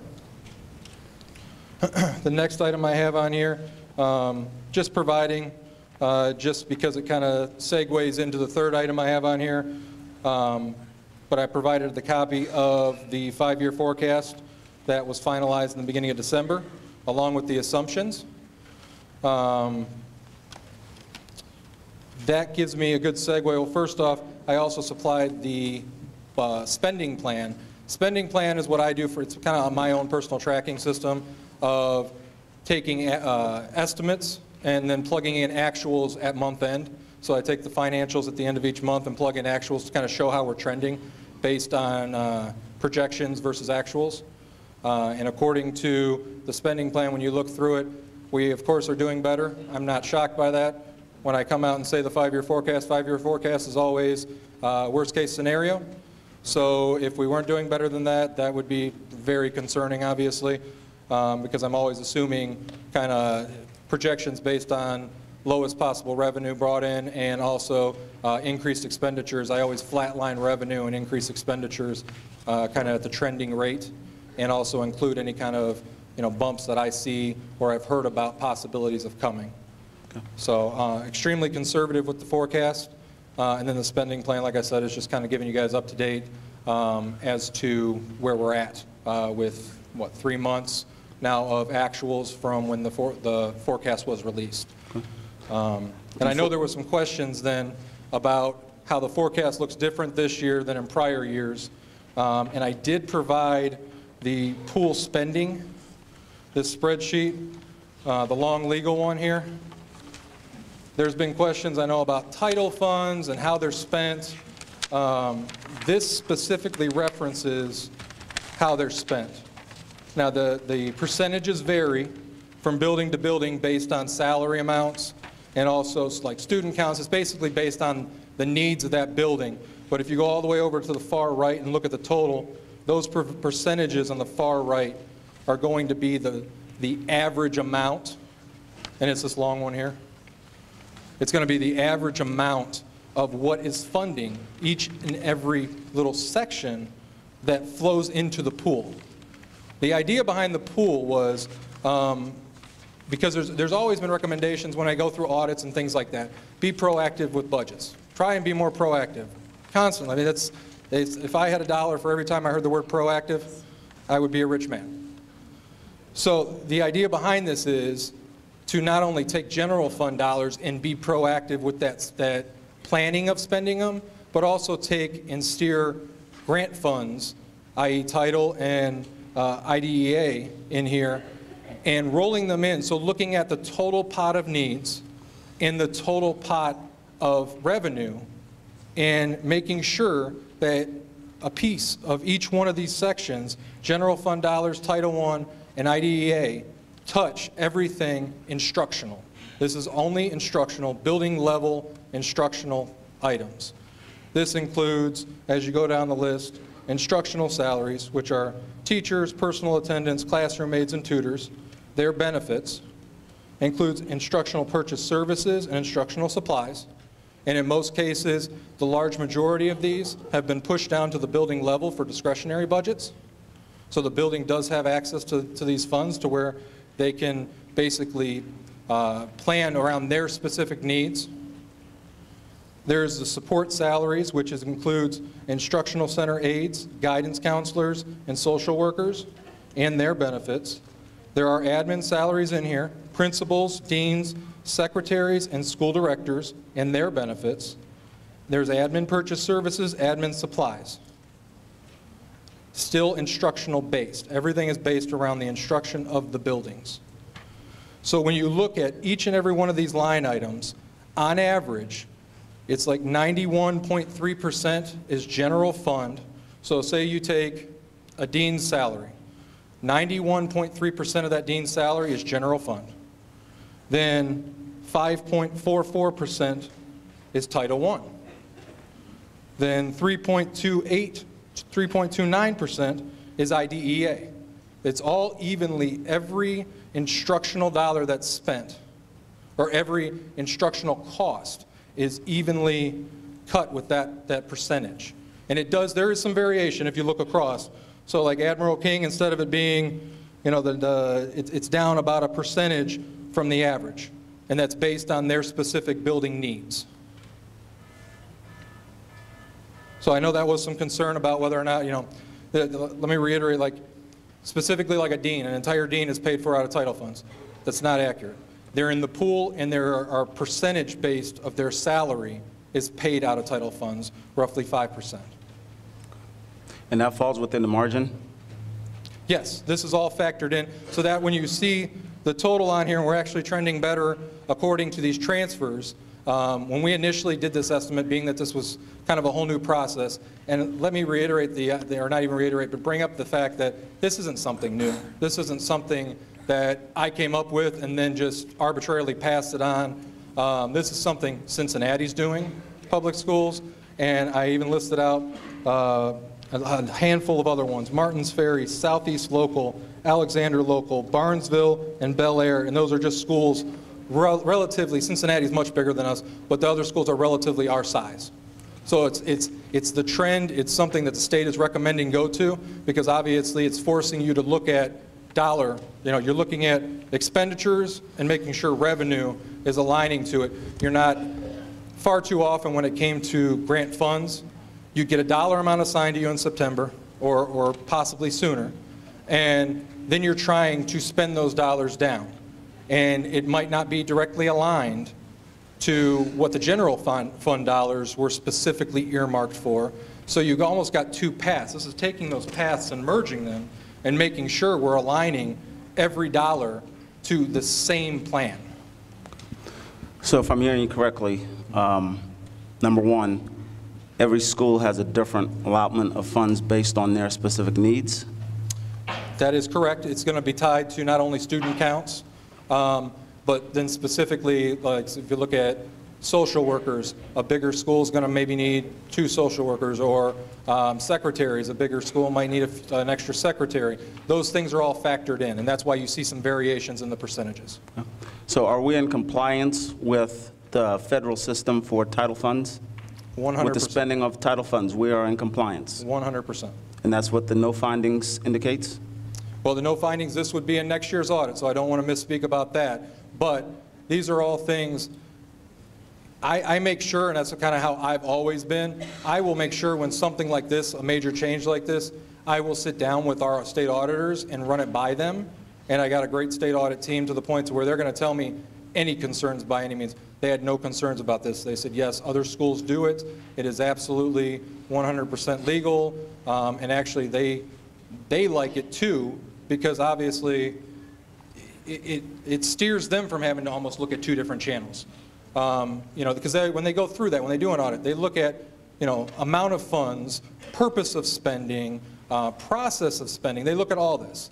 So the idea that these two roads have kind of came together at how you're looking at spending, they appreciate it because the philosophies are the same on both of them.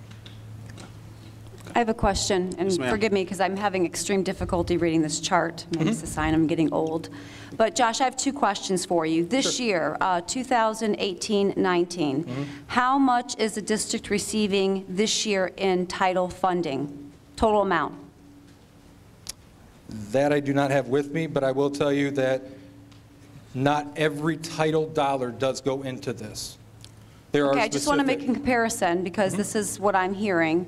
The title funding that we're receiving this year, a large portion of that money is being spent on dean services within the school building. So I just kind of want to really get a good idea or a picture of how much money is the district receiving in title funds and how much of that money is being spent on administrative dean salaries. Absolutely. And I'll give you the total dollar amount. I will tell you the large portion of title funds is within the pool. I just want the... Absolutely. So, and every one of the dean's salaries is within the pool. There isn't other deans that are outside of the pool. I understand that. I'm just wondering. So can you get us that information? Absolutely. Okay, what's the timeline? I can go back tomorrow morning and send it right to you guys. Okay.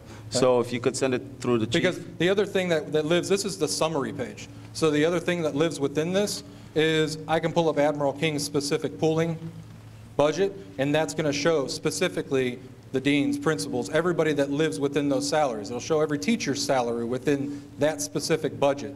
And then it will give you specific breakdowns. So I have no problem. I'll send you every single one of the pool breakdowns per building, and that will give you exactly that. That'll show you, you know, the dean of whatever, General Johnnie, and it'll show you specific dollars based on these percentages. And, you know, if it's, say $100,000, they would show you that that $5,000 is title piece. Okay. It'll break it out like that. At my request, if you can send that to this commission. Absolutely. And send it to the school board. That way they have eyes on it as well. Absolutely. And if we need to continue to have conversations, we can. One more request. Mr. Hill, if you could provide also the teachers that are being paid out of title services and how that's impacting instruction as well. I'd like to do a comparison with the teachers that are paid for out of title services. We used to have pull-out services years ago. So Diane, for clarity, can you state that again at the beginning? Yes. People Can we can hear. also get a summary? I want to know the amount of money is being spent on teacher salaries as it relates to Title I funds. Absolutely. It'll all be within that. No, it's 5% of everybody's salary instructional-wise. So, and it'll all be within that breakdown.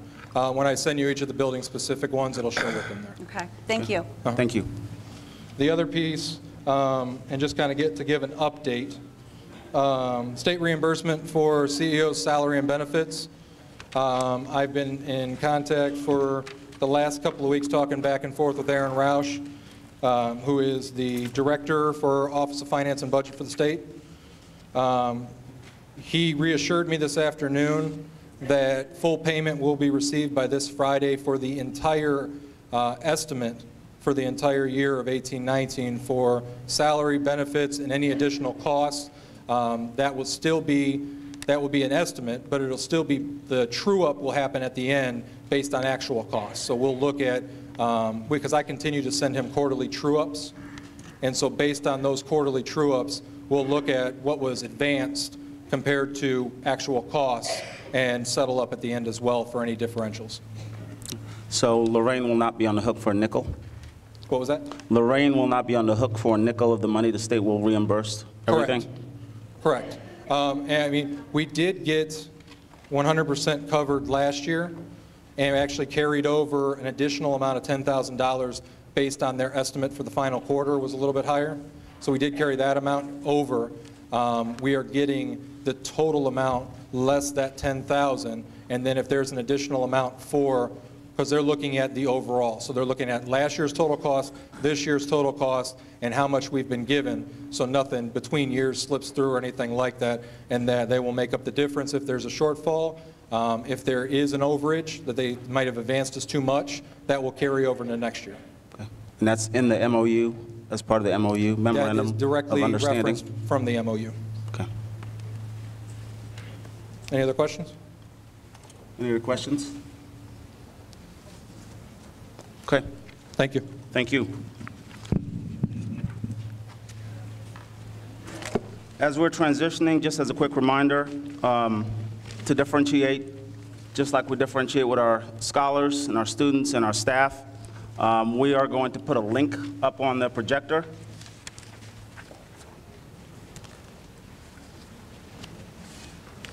So if you want to take a picture of the link so you can access it later on. And what this does is for the folks who wanted to give public comment, and for whatever reason you didn't want to come up or didn't have an opportunity, or for the people who are at home working the second or the third shift, taking care of kids and so forth, we understand that. We want to empower everybody in this community to have a voice. We might not agree with every voice, or we might agree with every voice. But the opportunity for you to speak and speak on behalf of Lorain Proud, I think that's a good thing. So the link is a video link where you just log in, basically, and just click the video button and speak your piece for 3 minutes. But we ask that you're kind, just like you were here, and be respectful of each other. And the videos will be moderated, obviously. So if somebody does something inappropriate, that will come down, so that way everybody's not exposed to that. Just as a quick reminder, there's the link, and we'll transition into the next thing, and it's called Flipgrid. So we'll transition into the next part of the agenda, and that's the managerial updates. Mr. Hardy, please.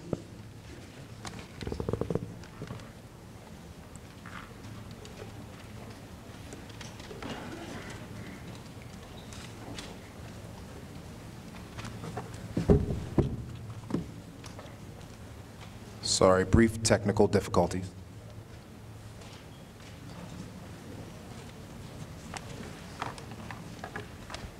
Good evening, all. I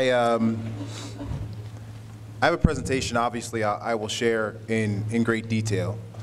However, at the same time, I want to recognize the voices, the comments, the emotions and feelings that were in this room and continue to be in this room, and recognize and empathize with those feelings for many, many reasons. One, I don't think any comment made tonight was coming from a place of hurt or hate or otherwise. I think it comes from a place of care, a place of wanting better, a place of compassion for what we can and will continue to do for kids.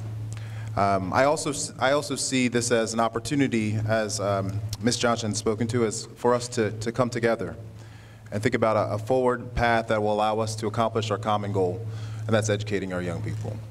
To commission members, I thank you for the space and the time to comment.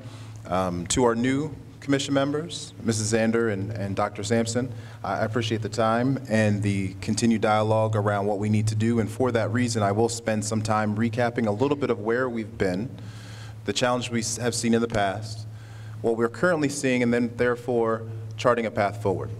But before I begin those specific comments, I listen very intently to our young people on a daily basis, including tonight. And there was Ryan, one of our young men, I think he's still here, asked a very powerful question. What is our end game? And so I think about end game, and I think about, instantly my mind went to my aunt, who's one of my mom's 7 sisters, who spends hours now as a retired teacher of 32 years, looking at our lineage and looking at our heritage and looking at all the things that happened in our lifetimes and in our past and trying to connect the dots. And as you know, and as you can see, as an African American male, that is not easy. Our lineage is broken. Our history is not complete. And so as I sit there and listen to my aunt try to piece this together, it's hard for her to find out how all these pieces come together, but it's with her passion and pride that she's trying to find those answers. And then one day I had a chance to speak to her and ask her just exactly what her end game was. Her answer to me was she wanted to make sure that the next generation was better off than the previous one. That's what I hear from this audience tonight, that you too want what's best for the next generation.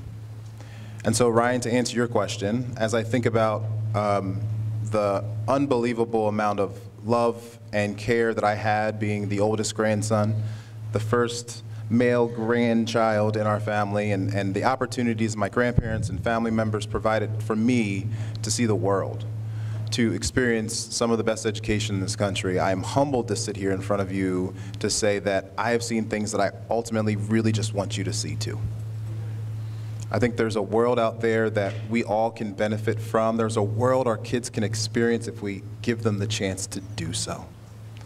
And I think at times we allow adults and adult politics to get in the way, but I also get why, because of the emotions and the challenges that legislation has put in front of us. I recognize those challenges, but I also recognize there's an opportunity for our kids' endgame to be something better than our own. So with that said, I would like to talk about our path towards that future. Talk about how we can get to a place of ensuring that that road that you see in front of you right now is leading our kids to a place that they may not even be able to imagine right now. When you think about the great thinkers that have ever lived in this world, they saw something that others did not. You think of Steve Jobs, you think of the iPhone, no one thought that was even possible. When you think about how people were imagining living in space, people didn't think that was possible. And I think this same picture indicates that what we can see, what is possible for our kids, is something that is out far in the distance, and it's our job as educators and adults to provide them that pathway. The pathway that we started and the approach and philosophy behind the direction we wanted to go, and again, recapping a little bit of this for our new commissioners, year one was a lot about establishing organizational culture. When I walked into Lorain, I was met with a whole bunch of different emotions similar to the emotions tonight. Underneath those emotions are some real realities that live within district offices and otherwise that were incomplete, were unfair and conflicting with each other, that needed to be improved. In addition to that, there were schools in which school leaders and otherwise needed to be improved. And so the first year was really creating that organizational strategy, improving our school leadership teams, which I think we have extended countless hours to finding the right people, and we truly believe in every one of our buildings we do have the right leaders leading the charge. In year two, we moved to thinking about shared expectations and what does it mean to raise the bar to ensure our kids get everything that they ultimately deserve and desire in life. And that comes through making very tough decisions around what excellence looks like. We're in the middle of that now. We're in the middle of trying to figure that out, and we're in the middle of that struggle, and that is okay. It's very natural for moments of transition through transformation and otherwise where there are moments where conflict happens. And that conflict will result to improving our practice, improving our direction as we collectively work together. In year three and beyond, you can see the shift being towards focusing more deeply on instruction, more deeply on creating the mindset that will ultimately create the outcomes we want to see, so that by year four, we're in a space where things become so strong, so repetitive, and so consistent that we will impress ourselves on how far we have come together. So as you think about these phases of transformation, I just outlined those to you so you understand behind the scenes, behind all the things that are happening, the philosophy that drives the current thinking. However, when coming into a new space, I also realized that doesn't just happen. You have to understand what's going on. You have to spend time learning a community. You have to spend time understanding the financial pieces, the operational pieces, the managerial and instructional pieces before you make actual decisions. The next slide I will show you are just a list or a subset of challenges under the operational, managerial, and instructional pieces that, that occur, that we have seen. And this, again, is not an indictment of anyone's wrongdoing. It is just the reality of what I saw through my eyes. We may differ on what those things are, but again, from my lens, from what I saw, I think it's only fair to share the challenges that we faced. Again, the subset of the challenges that we see. So in year one, I won't go over all of these. However, this PowerPoint will be on the website so that you can actually see them. But there were a number of things that were challenging. When you come into a new situation, you always think about where is the money. You think about how is the money spent. Is it allocated towards kids? Is it allocated to make sure that the education that our kids are being provided is strong? And what I saw, there were a lot of expenditures aligned to curricular resources. In some cases, the varying level of effectiveness could be debated. But we were locked into contracts for thousands, hundreds of thousands of dollars of resources that no one was using. So if you can imagine walking to the door in August and seeing that you have hundreds of thousands of dollars invested in something that no one can use, you're already behind the eight ball. In addition, we found that, through the proactive nature in which Josh has always operated as a treasurer and in our strategic and innovation office, he didn't have the backing necessary to push forward an initiative to make us a better planning organization around our finances. And through his leadership and through his team's leadership, we have spent significant amount of time improving the way that we approach finances. Also walking in the door in August, I think it was mid-August, I remember sitting in a meeting and hearing about our healthcare costs across the district. We were in the hole for almost $680,000 in back healthcare costs, without an answer, without a direction, without an understanding of where that money was coming from or where we were going to get the resources necessary to overcome that hurdle. Again, through Josh and through other leaders throughout the district, we found a way to get out of that situation, but realizing we had a hole to fill. In addition to other operational pieces, some of which we have spoken to and a lot of which lives in the tension in this room right now, House Bill 70, for many, many legitimate reasons, was seen as the evil empire, was seen as something that was going to create something opposite of what is intended. And I don't disagree with that. What I do believe is that the intent was right. However, the elements that were built into it were off. And I say that to you when you come into a situation and you believe you're coming in to create the change, and the perception that is already being received about the House bill and yourself puts you in a place of deficit. That makes it challenging for anyone to overcome.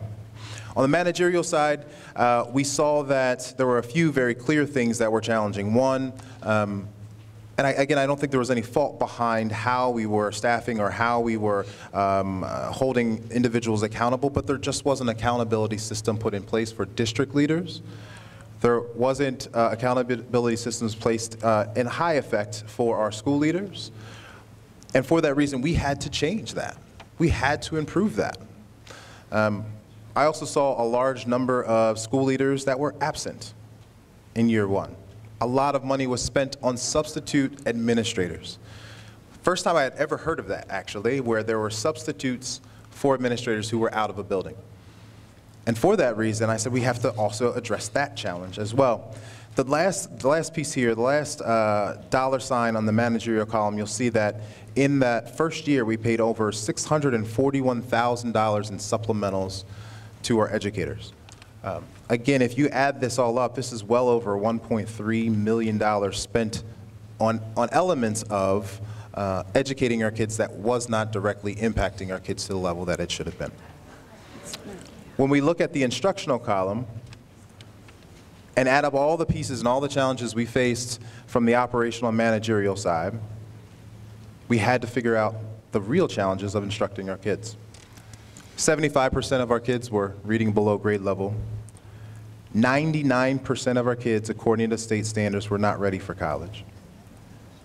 93% of our kids that went off to LCCC after high school who were not a part of our dual enrolled or early college programs, 93% of them had to take remedial math or English.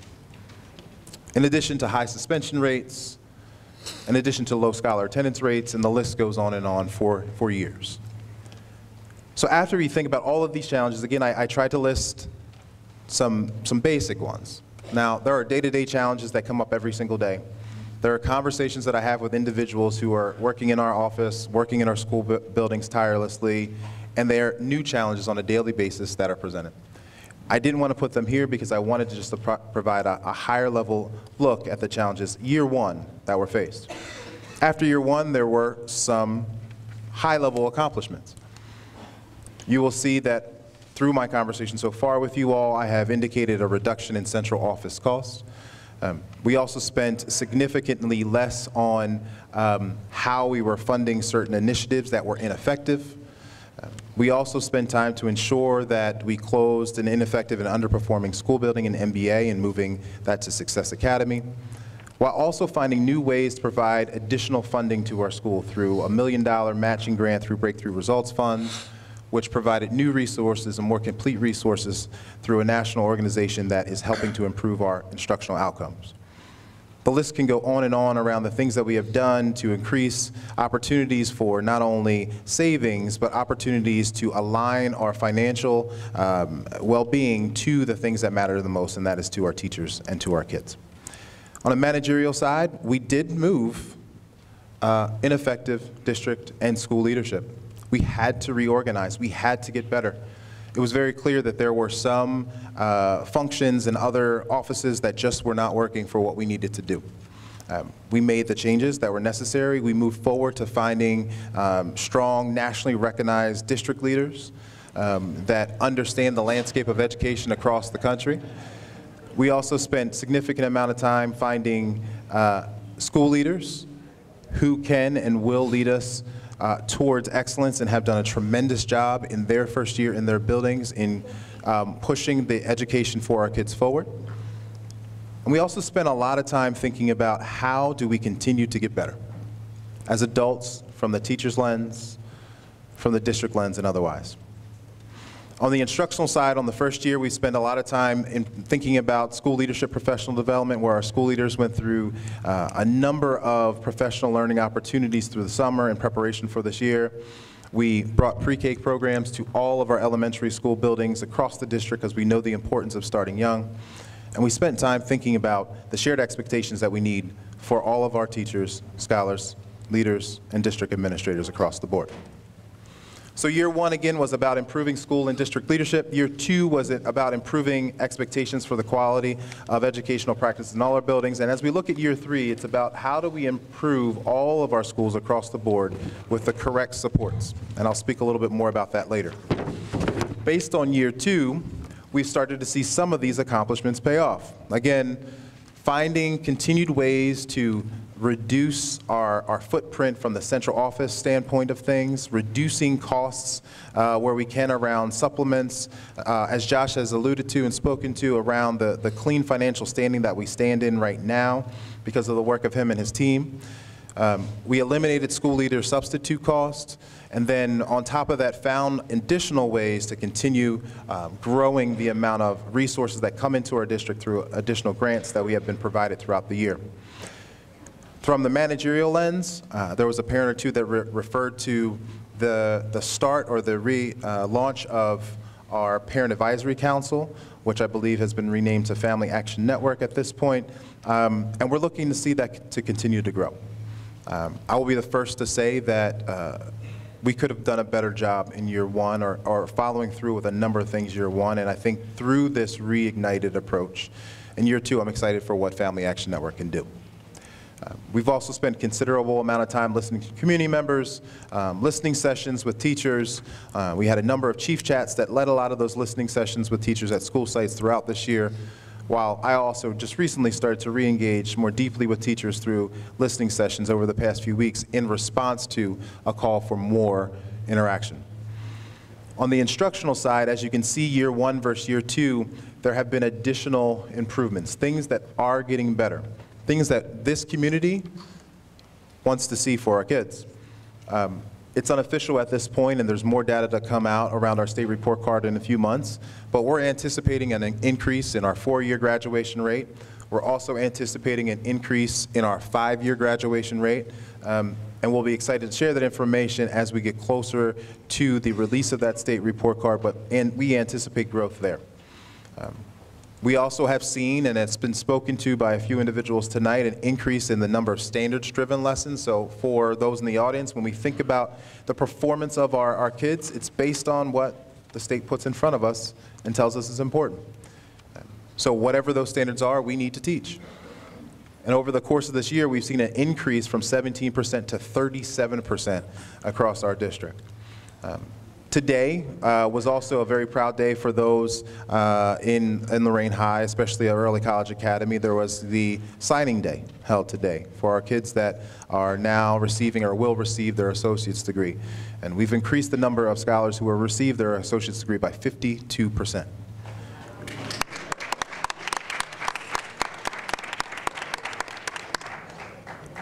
We understand for that to continue to grow, that we have to spend more and more time and energy looking at our preschool programs. So by expanding our preschool programs across 10 schools, we're spending more time and energy on educating our kids earlier. 75%, there has been a 75% increase in the number of programs in Lorain City Schools that have received a 5 out of 5 star rating on the Ohio Step Up to Quality program. 75% increase.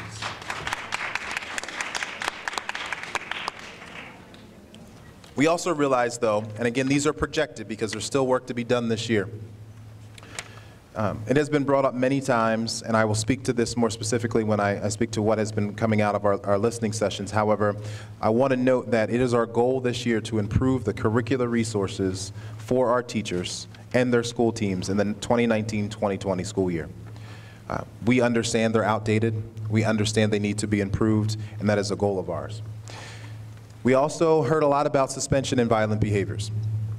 I will be clear that I do not condone them, and I do not believe that is a representation of this audience, or more importantly, of this school district. However, we have spent dedicated hours and time, school leaders and teachers alike, trying to find ways to make sure our kids come to school every single day and continue to make the right choices. And for those who don't, they are also consequenced. So with that said, there has been a district-wide reduction in suspensions, while also an increased accountability for violent behaviors. So if you think about it, we're looking to find ways to make sure our kids are in school, but for those individuals who choose not to do the right thing, we have increased our consequences to those individuals and have expelled more scholars this year than we have in the entirety of last year. And so when we think about that, it's not a positive statistic in many ways. Actually, let me stand corrected. Through the first 3 quarters of this year, we've expelled more individuals from school for their violent behaviors than we have during the first 3 quarters of the past year. And that is a reality of realizing that we cannot condone those behaviors in our buildings, but more importantly, we will also recognize that we have to deal with them as they do come up. And last but definitely not least, I want to make a mention to the young people that we saw earlier today from Longfellow Middle. I had a chance to see them, perform and for them to compete at Lorain High a few weeks ago. I bring my son, my oldest son, with me everywhere. My youngest son can't sit still yet. But my oldest son is intrigued by anything new. And it was unbelievable to see his eyes light up to seeing these robots move across the floor for the first time, and him curious and wondering how that happened. And seeing the young scholars from Longfellow Middle being the role model for him was not only impressive, but something that I'm sure my son has been lucky to be in the presence of because of their greatness. And that greatness only happens because they have great teachers who have empowered them and made them great, that have put them in a space to be successful in robotics, while also realizing that they have the potential to do whatever they can in this world. And it shouldn't be the last bullet, it should be the first, but the fact that they're going back to Worlds again for a second year is truly amazing. Could we give them a round of applause for one last time?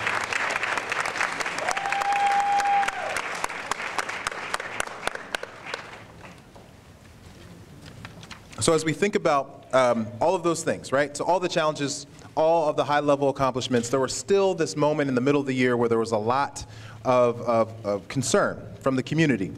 And our administration takes your feedback and your comments very seriously. And for those that went to the last town hall, I did outline those for you. But again, for the commission members who are new, I want to make sure that they also hear some of the concerns we heard that night. One of which was making sure that whatever curriculum we put in front of our kids, that it is relevant and it is challenging.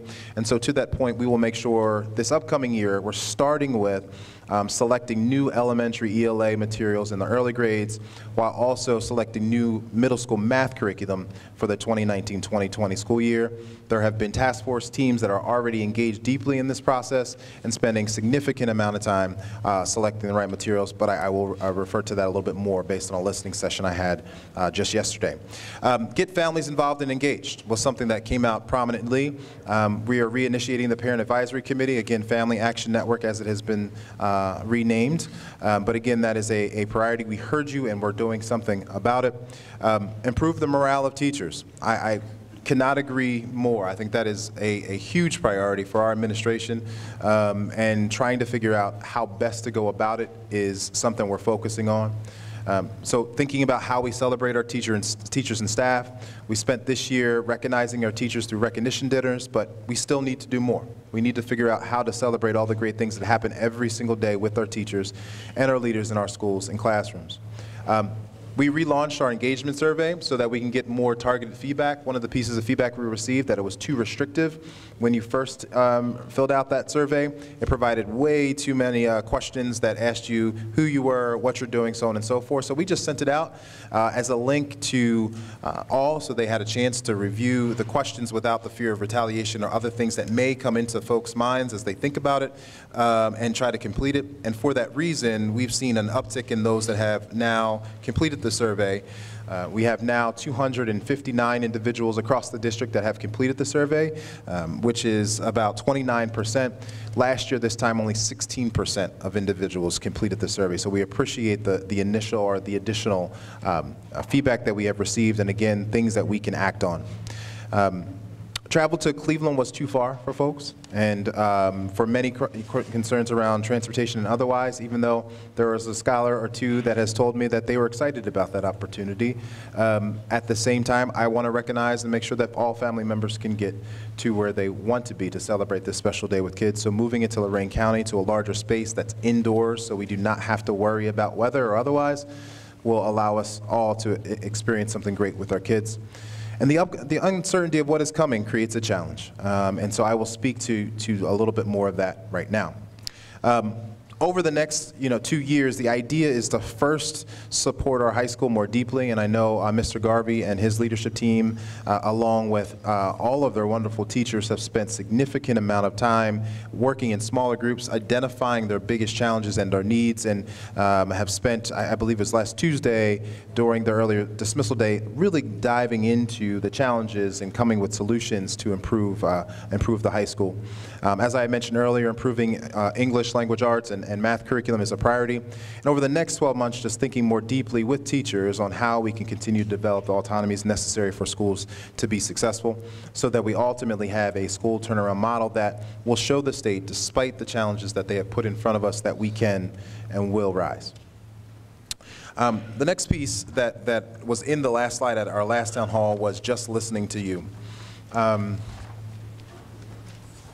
I heard that often from teachers and leaders alike, of just spending time to listen, right? The pace in which we operate and the pace in which we have to work, given the constraints of the House Bill 70 and given the reality that a contract of mine is only 3 years, the push to get results is challenging. At the same time, there are people that are working in our schools, in our classrooms, that I feel that I needed to do a better job. I need to do a better job in general, speaking and listening to.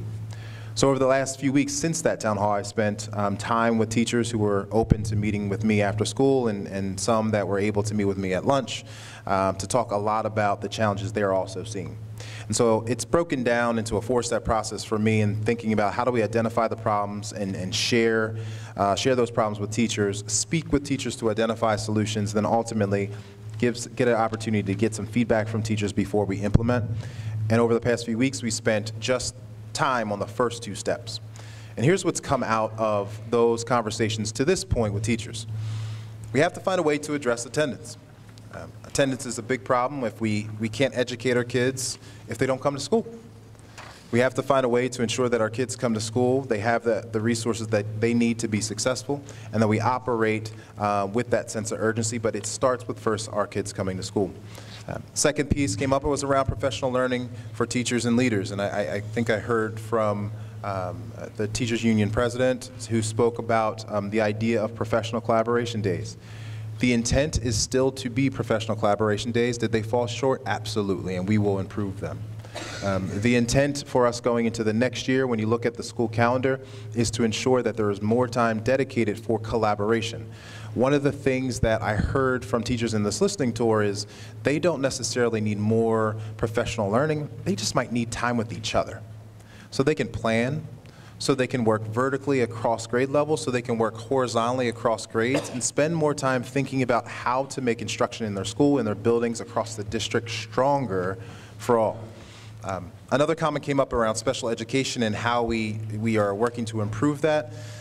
Special education itself is a long conversation because of the challenges that we have seen historically in special education, but more importantly, the growing number of kids that have been identified with IEPs. So I heard that from teachers for us to address that directly and have more conversations on what we need to do to provide better and more complete supports for our special ed scholars. Curriculum resources was a hot button topic at all 3 of the most recent listening sessions. There were comments from teachers who said they haven't had their curricular resources updated since the first Bush was in office. So when you think about the years and years of under-resourced classrooms, the lack of textbooks that stem past, the past 12, 14, 15 years, that's a challenge. That's a problem. We have to do better. Standard-based grading was also a hot-button topic around how we approach it, and I think the feedback provided on how we can improve it was strong. I think there was good dialogue on what we could do to ensure that we're still ensuring that we're aligning our instruction to standards while also communicating with parents and having the understanding of how to communicate with parents around standards-based grading more completely.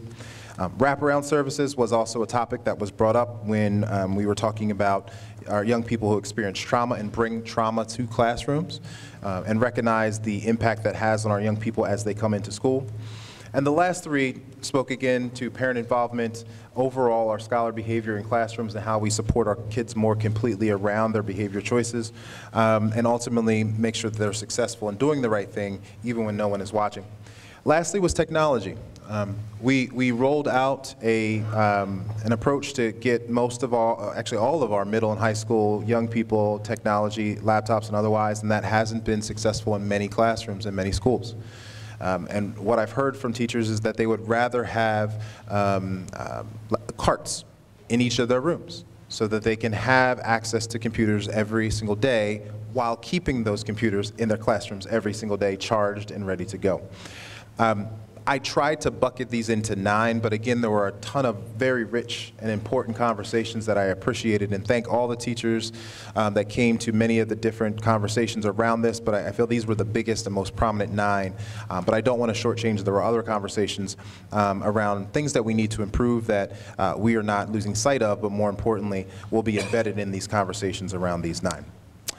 With that said, as we move to the last 2 steps of this process and listening to more input around our decisions and solutions and implementing those solutions, we're going to engage in a series of focus groups on many of those topics. So now that we've identified these topics, we've identified 10 different focus groups for teachers to opt into and provide us direction on how we should approach improving in these areas. So when we think about professional development, teachers, we want those that are passionate around improving professional development, professional learning, to come to the table and help us build that out. Help us think about what that should look like for you so that we can roll out something that you want and will ultimately be successful with. Same thing for special education. What does that look like to deliver the right services for all of our kids when they need it? What do we need to do differently as we go into 2019, 2020? Standards-based grading, I mentioned. School culture and climate is a topic that we'll continue to do and talk about. Career advancement has come up in a couple of different ways, which I thought was interesting. There are teachers who so many of our teachers obviously do a tremendous job, but also are looking for ways to continue to grow, so they continue to reach their full potential. So we want to find time and space to listen to our teachers around how we make them even more complete educators, and listening to you on what you need specifically to advance your career. As we think about shared expectations, I alluded to the launch of that at the beginning of this year and trying to find a way to level set how we approach the work. We realized we missed, and we have to get better. And we have to find a way to improve the way that we approach our expectations within classrooms and from our leaders. Our Excellent Schools dashboard, or our big board that it's referred to, will be revamping to align those key performance indicators to the things that matter the most, while also addressing behavior and safety throughout all of our schools, which we heard and spoke to a lot tonight, because I think that it's vitally important for all of our kids to come to a safe space, to feel very comfortable in learning in a space where they can be successful. These focus groups will launch in a couple of weeks after spring break, after we have a chance to get away from things and come back to conversations that teachers, we hope that you engage in, so that we can support you in developing the experiences you want to have as you lead excellent classrooms going into next year.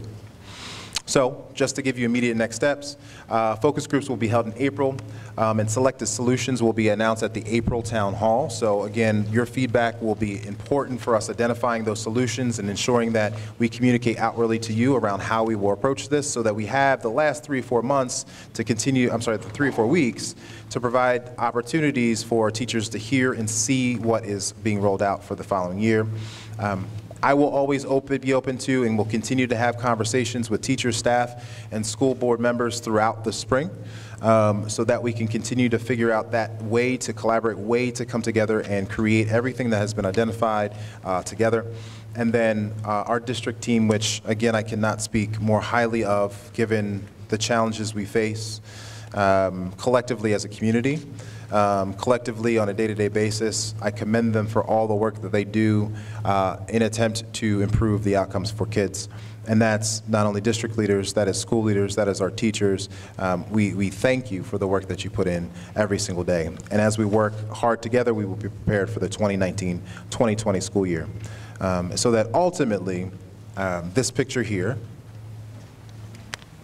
which was a picture from today, a group of young people, when we think about the end game, a group of young people signing that their future just is becoming a little bit brighter because of the hard work that they put in. And behind those individuals, literally, is Ms. Haney, who leads that program, but behind them are some teachers you can see in the back. You will also see teachers that are in classrooms teaching that have set these young people up for greatness. Now, last year, this time, that table had only 4 young people around that table who were receiving an associate's degree that were at the high school. This year, that number is up to 20. And so if we continue to grow in this path and in this way, we will find more and more kids being successful because of the excellent leaders and teachers in each of our buildings.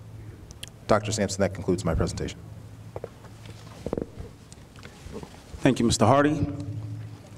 Commission members, questions about the presentation, comment, feedback at this moment? Yes, I have some questions and would like Yield some the floor feedback. to Ms. Zander. Yes. I'm going to reference the data collection that I've done over the past 2.5 months and looking at the presentation, and I'm really concerned when we point out the fact that we need the right leaders in each of our buildings and that we don't see any problems here with the current leadership at the buildings. My data tells me that there's some deep concern by the teachers that it's not all the buildings, but there's a large number of buildings that have concerns about the leadership and the principals and the deans that are assigned to those buildings and the lack of experience. Can you talk about that at all? Could you rephrase your question one more time? Sure. I want a little bit of feedback from you as far as the concern from 88% of the teachers in this district that are concerned about the building leadership and support in their buildings currently, and the lack of experience, the lack of support that the teachers feel. I just wanted some feedback and input from you as far as that's concerned. Sure. It's a big issue for me. I appreciate your comment. I think there are a few things that are true. I think in any moment of transition or transformation, there is a period of time in which relationships are built. And in the first year of any relationship, there are going to be rocky moments. And I will not ignore that there have been rocky moments between teachers and school leaders. However, I am more confident today than I was yesterday, and I will be more confident tomorrow than I am today that we have the right school leaders creating the transformation for our teachers. And I fundamentally stand behind that for a few reasons. There are so many things that I think our school leaders see on a day-to-day basis that no one around this table can speak to as well as they can. I think they put and wake up every single day and put their heartfelt efforts into doing what's right by kids. And ultimately, that's all I can ask for. For those situations where we can improve, and if there is documentation, Mrs. Zander, that you would like to share with me that indicates that challenge, I would appreciate seeing that. Excellent. Thank you. I'll share that with you later on. Is this documentation from the, what is it, the TNTP survey? No, I did a survey myself. I interviewed, or I got a survey responses from 332 teachers, and Okay. I'll be happy to share that information as well. Excellent. I've not seen that survey, so I that'd be would great. be happy to share it with you. What tool was that survey from? Was It that was something? questions that I generated. Something you created? Yes. Self-created? Yes. And I'll be happy to share that tool with you. Excellent. Also, I'm going to refer to page 4 on challenges faced. You reference 99% of our kids are not ready for college. Could you share with me the formula you used to come up with 99% and what that actually means? Sure. It wasn't a formula. There is if you go to the state report card and you look at the indicators within the state report card, you'll see college and career readiness as an indicator on how our kids are performing, and it indicates that 1% of our kids are college or career ready, again, by state standard, and therefore... Is that last year's current data, or is that 2 years in the arrears? That is what is on our current report card, yes. Okay. And then- 2018? Correct, correct. And then 93.3% of non-dual enrolled scholars had to take remedial math or English classes at LCC. I just would like to know how you came up with that percentage as well. Sure. So in contact with our partners at LCCC, they were able to provide me data of all of our scholars that have matriculated from high school on to LCCC and have taken courses there that were not part of the dual enrollment program, and that those So are the they numbers never that took a provided. CCP course at high school, they just went on to take straight to college after taking? After high school. Okay. Yes, ma'am.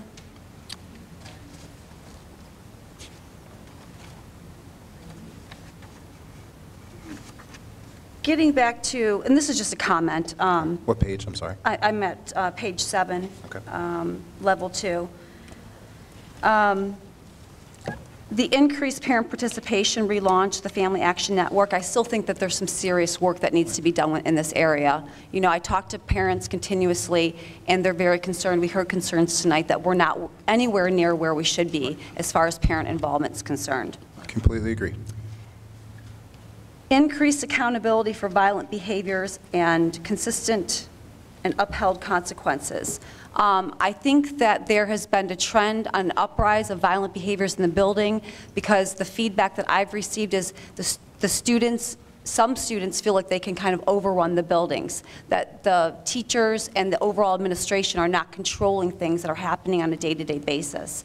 I think that maybe this year we were a little late on starting that discipline that needs to happen early on, and I think that's why we kind of created an increase of violent outbursts throughout the buildings this school year. And again, this is feedback that I'm getting from the teachers, and I'll be happy to share that with you as well. Right. I think what is also very true, and I appreciate that, I don't disagree with what you're saying, that we've also spent significant amount of time with the police department and looking at the trends across the city. We have also seen a rise, and this was, I think, a town hall or two ago. We have seen a rise in South Side versus West Side challenges again. So it seems to be cyclical, like there's a wave to it, and there's been an increased number of individuals who have engaged in that. Not to say that's the only reason why we've seen that, but we've seen that as a result of a large number of instances. For example, there was an incident that happened, I want to say in the fall, that happened outside of school related to that rivalry. And as a result of that, it was brought to our school. Individuals brought that, energy and attention there, and we have seen because of that, kind of additional young people gravitating to that.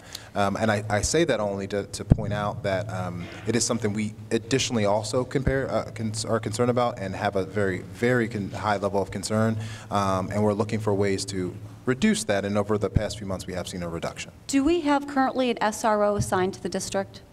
So we have not only an SRO, we also have a former police officer as the head of our security. And who is our SRO that's assigned to Lorain City Schools? Mr. Hawks? The SRO? The SRO? Who is our SRO that's assigned to Lorain City Schools? At this time, we don't have a official SRO. So I apologize. I apologize. So there is no SRO? The individual that was our SRO had a accident, and therefore, due to the nature of the Lorain Police Department being short, we made an agreement that they can just hold off. That way it helps, because the Lorain Police Department, I believe, is like 22 officers short. So right now, with us having Ruben.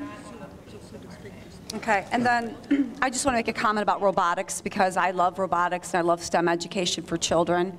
I got to see the robotics team also present at the board meeting in February, and I just would like to see more equity across the district. I'd like to see robotics be offered to Southview Middle School students and to General Johnnie Wilson students, and give equity access to all of our middle school kids so they can participate. If it goes in one school, it should be in all schools. I believe in equity. And then lastly, I'm just going to reference the information about the curriculum, because this has been a concern that's been brought to my attention since day one. It's really disheartening to me that we are in year 2 and we are not providing teachers with the necessary curriculum needed to teach. So I think that this needs to be an urgent matter that's handled immediately. Year 2, under HB 70, to raise test scores, to raise student outcomes, and to still be in a place almost 2 years later to not have the necessary textbooks, materials, resources to be effective teachers. I think that's very disheartening. Right. We appreciate that. Mr. Harding, can you share with us a specific, if you have that available, a specific timeline? I know you guys are talking about the curriculum realignment for the new middle school math curriculum and ELA for elementary. Is there a specific timeline to have a new curriculum in place to replace the stuff from Bush 1? Yeah. So yes. So Mrs. Andrew, you're absolutely right. I think the curriculum needs to be improved. This has been a challenge, as I mentioned earlier, for years. Right? And so, teachers brought to my attention over the past few weeks, last time they saw a curriculum adoption was 2003, 2004. And that's not okay. I think you and I would both agree as educators, it's just not okay for our teachers to not have the necessary resources. So as far as middle school math, I know there is a task force meeting tomorrow, the second of which, in which they're looking at and identifying materials. And I will say, for those that provided feedback yesterday around their experience on the first round with the math curriculum, they presented the challenge that they received very few choices, and they wanted more time and wanted to expand on the resources out there. That's what they're going to do tomorrow. And teachers are included in this selection process of curriculum? It's purely run by teachers. Okay. There's only one district administrator, I think maybe 2 just to be there as a support to have the conversation, but it's all teachers that have been either invited or asked to be a part of it at this point. And to that point, their feedback to me yesterday I thought was spot on. They felt they were given 3 options, and one might have been okay, but again, they only got 3. So we had to give, they want more. They want more time to explore. And we have to keep in mind, too, with any curriculum implementation process, we need to have ample time to train teachers effectively how to utilize the curriculum. Right. So I hope that those timelines will be established for effective teacher training as well. Yes. And I think through the task force that I had mentioned on page, let's see here. Towards the end, the task force there, oh, there it is. I don't think it has a slide number, but the committee name and those individual conversations, as you see there, there's a very specific conversation around professional development or professional learning. We're hoping that teachers will come to that conversation and let us know exactly what they need and help us build a timeline that makes sense for them so that they can be successful in implementing any new curriculum that we bring to the district. One quick question for you, Mr. Hardy. So you mentioned the 2018 graduation rate is in arrears, correct? Yes. Is that how it works? That's right. So if you can explain what in arrears mean, and then my second question will be, if you could explain that first, then my second question will be about the 2019 graduation rate. Sure thing. So when we look at, on the state report card, we're given a 4-year graduation rate and a 5-year graduation rate. And our current report card for 2018, the one that you can see online right now, indicates a 4-year graduation rate of our kids that were in our school the year prior, the prior year's graduation. So it's a year later that we see the results posted on a report card. For a 5-year graduation rate, it's 2 years, right? So if you look at 2019 right now, as we're looking to ensure that our kids are graduating on time this year, those young people that are a part of that graduating cohort will not be reflected in this upcoming report card. They'll be a year in the future because of the way that the state calculates it. And so therefore, what we will see on this year's report card is our 5-year graduation rate, which is our last year's graduates, and our 4-year graduates that would incorporate this year's graduate. So in short, it's a little bit complicated to understand, but if you can just imagine that whatever current year we're in, that won't be reflected until a year later. Okay. And as to your second part of your question around this year's graduation rate, we actually had a graduation meeting today. We have them, at this point, we're having them weekly to make sure that our kids are going into the right direction for graduation this year. And through the leadership of Mr. Garvey, Ms. LaCourcheck, they have created, and Mrs. Haney, who was at the meeting as well, they have created a unbelievably strong system to identify not only the young people that are on track to graduate based on grades, but also on all the state requirements. And for those that are not, there's a plan for each one of them. And for those that we have lost because they either, given our transient population or out of the district or otherwise, we obviously can't do much about, but we're also trying to research on where are they, so that we at least know how they'll be accounted for, because ultimately any 9th grader that walks into our building becomes part of our cohort as soon as they are a 9th grader. So 4 years later, we're still accountable for kids that may not actually be in our district. So it's only right that we know where they are and understand how they're performing as best as we can.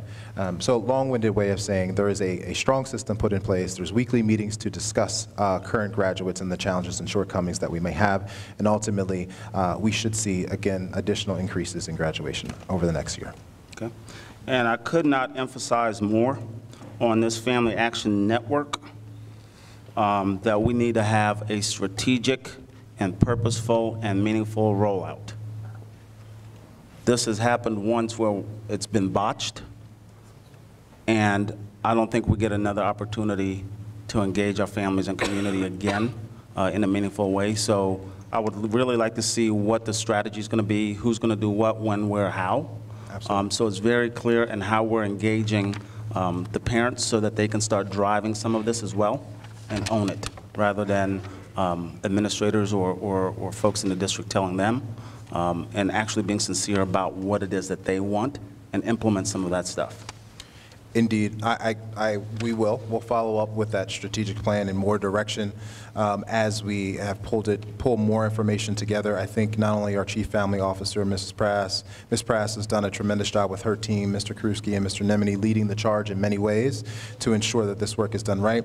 We most recently sent out a survey to family members to indicate not only when they're able to meet, when they're most available to meet, asking them them questions around what school their kids attend, who do they represent, meaning are they a grandparent, an aunt, an uncle, otherwise, topics in which they're interested in addition to finding ways to bringing those topics to the community, and open-ended questions around just concerns that came from the Titan Family Action Network. And again, that list of challenges expands to almost 3 pages of comment that will allow us to address them one by one to figure out how to best approach this over time. So this initial survey is a big driver, a data point that we ultimately can share, and I believe may even be posted. If not, we will post it publicly on our website. But nonetheless, it's an indicator of what we need to do and how we need to approach engaging our families. But we appreciate the push. Okay, excellent. Committee, any questions from Mr. Hardy? I would just want to clarify with the SRO piece, going back to that. Who made the determination? Was it the police department that said we are not going to provide an SRO? Or was it the school system saying we don't need an SRO? I just want to have that clarified for me, please. Due to the nature of, I don't need to go into specifics what happened to that individual. That's a department issue.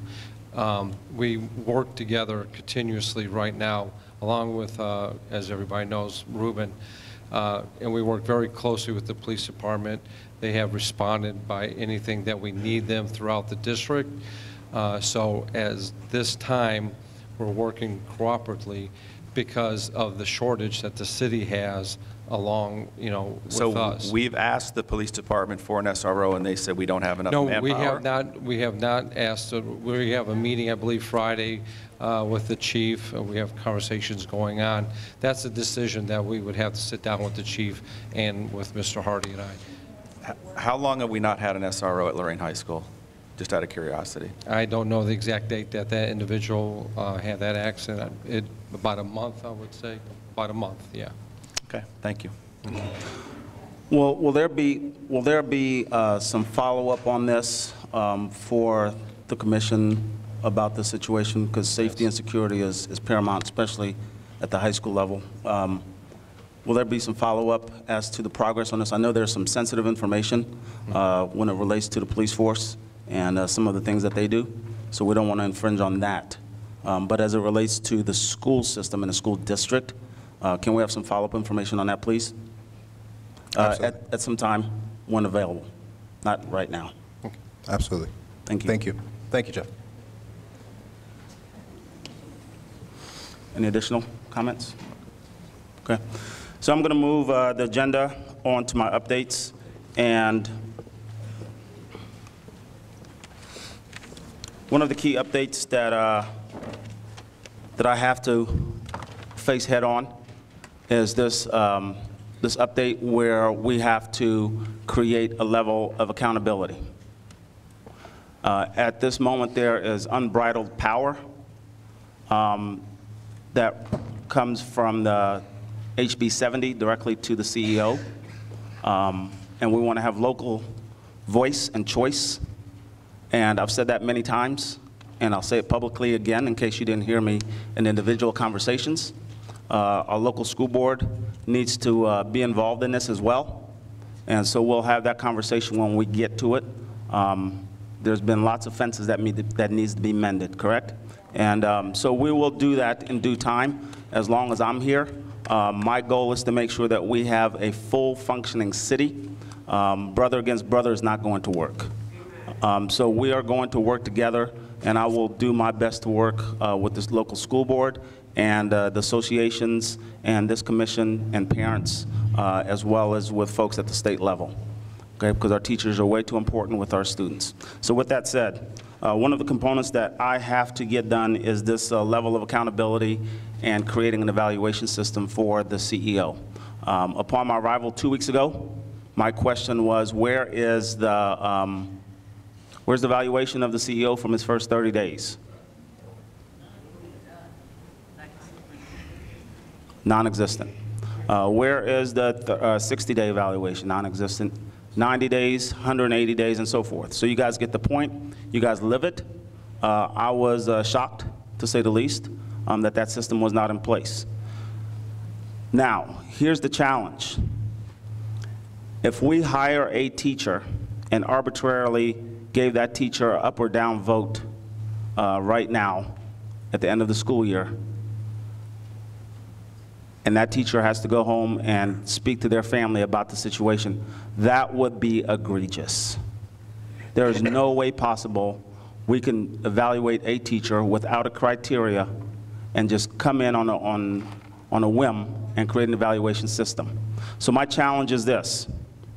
I have to shortly create an evaluation system for the CEO, something that does not exist at the state level, which it should.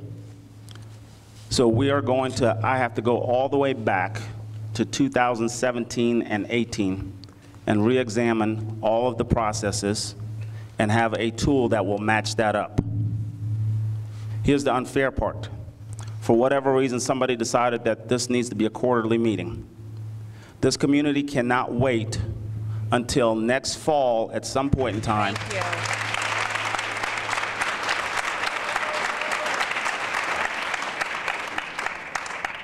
So I will try to expedite the process as quickly as possible.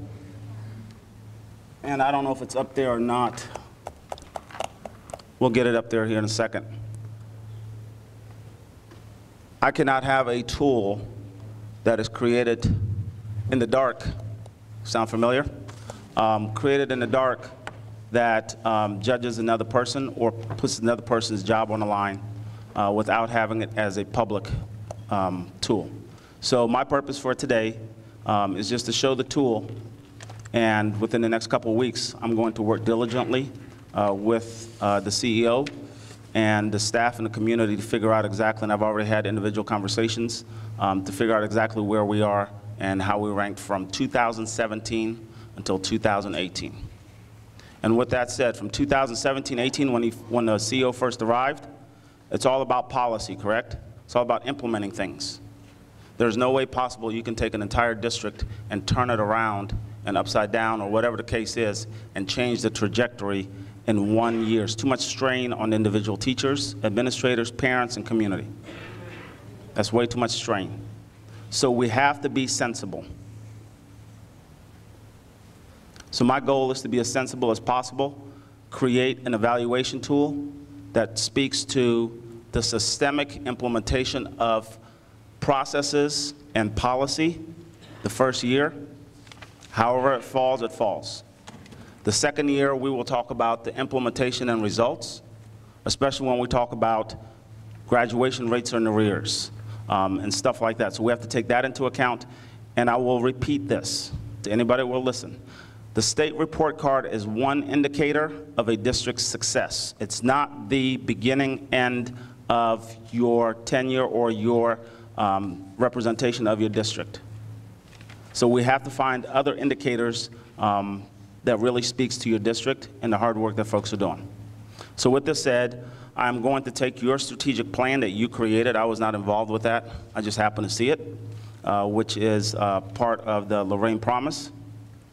Unpack those items and categorize those items and really figure out who did what, when, where, who's accountable, who dropped the ball, when they dropped the ball, and what the next steps needs to be with that individual or groups of individuals.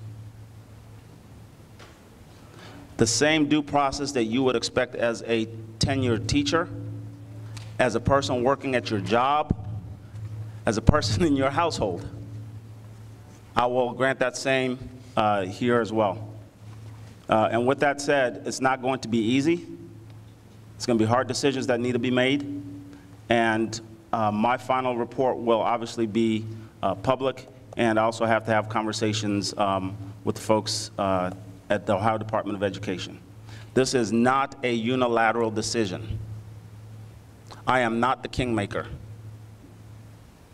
I am all about empowering the voices of professionals who work. So with that said, I cannot come in and arbitrarily just throw the axe on somebody or prop them up.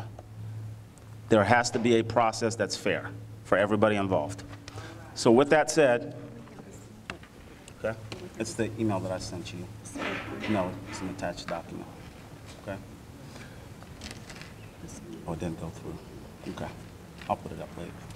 So they can't pull the document up. So we'll put the document online. So email it out. Okay. Mass email? Okay, does that work for everybody? Okay. So we'll send out a mass email of the document. So that way we are aware as to what's going on and what's happening in that case. And believe, this is a working document because it's never been done before. There is no CEO in the state of Ohio that has had this level of scrutiny or evaluation. Okay, so and that's good because we want to hold each other accountable, right? We want to hold each other accountable, make sure that we're doing the things that we said we're going to do, from the custodian's office all the way to the superintendent's desk or the CEO's desk. We want to make sure everybody's accountable in between. That's okay. So with that said, we'll email out the document to make sure that everybody has it, can take a look at it, and then we'll go from there. So the document that we're talking about is a review of the CEO's performance. Now, is the questions going to be like the ones that the board was supposed to have for the superintendent? I can't speak to that, and we're not going to open up the floor to specific questions at this moment because everybody will have a question. Okay?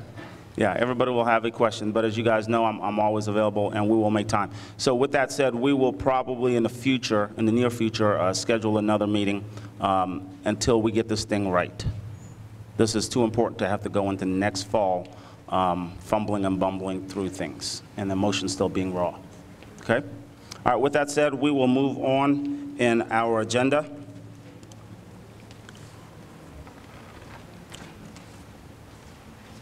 And at this time, I want to introduce some of our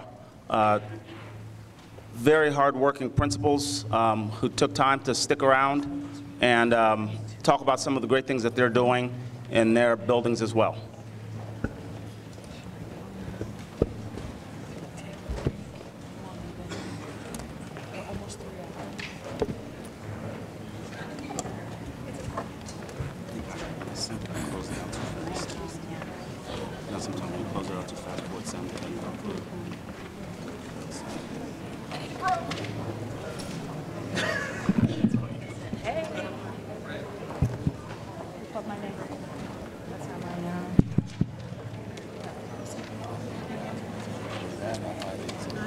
Are you ready? All right, good. Okay, presentation from our principals, and I know there's some movement happening. So our principals, if you could share some of the great things that are happening, introduce yourself and your buildings that you're in, and talk about the rock star teachers and students that you have in your schools. Absolutely. So good evening, because now it's evening, right? It's late evening.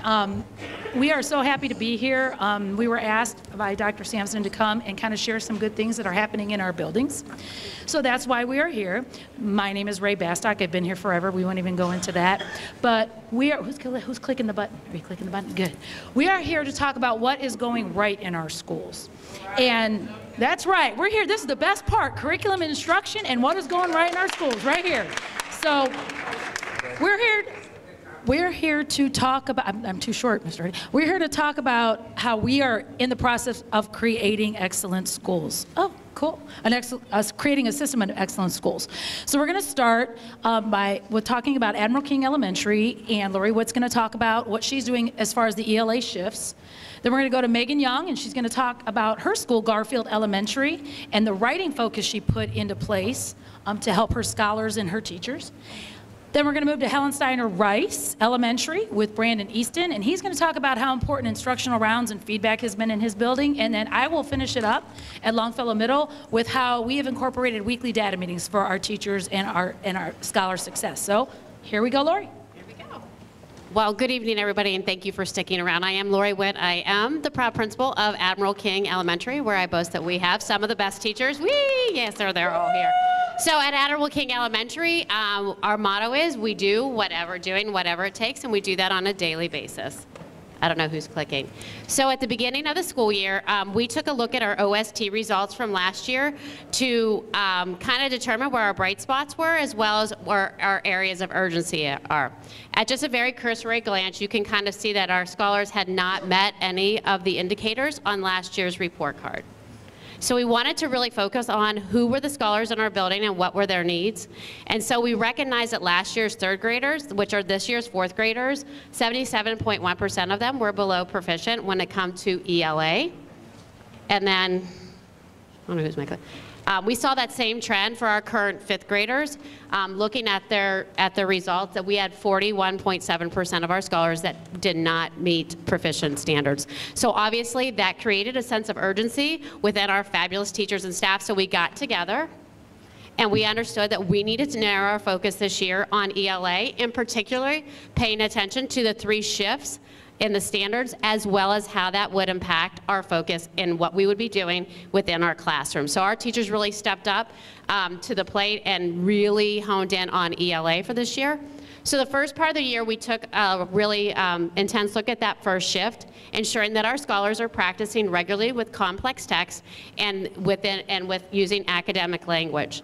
So what they did is we become very critical consumers of the text that we are putting in front of our scholars, and we evaluated every piece of writing that went through them in 2 different lenses. We looked at them qualitatively using a multi-tiered structure system, looking at the text structure, the language features, the purpose, and the knowledge demands.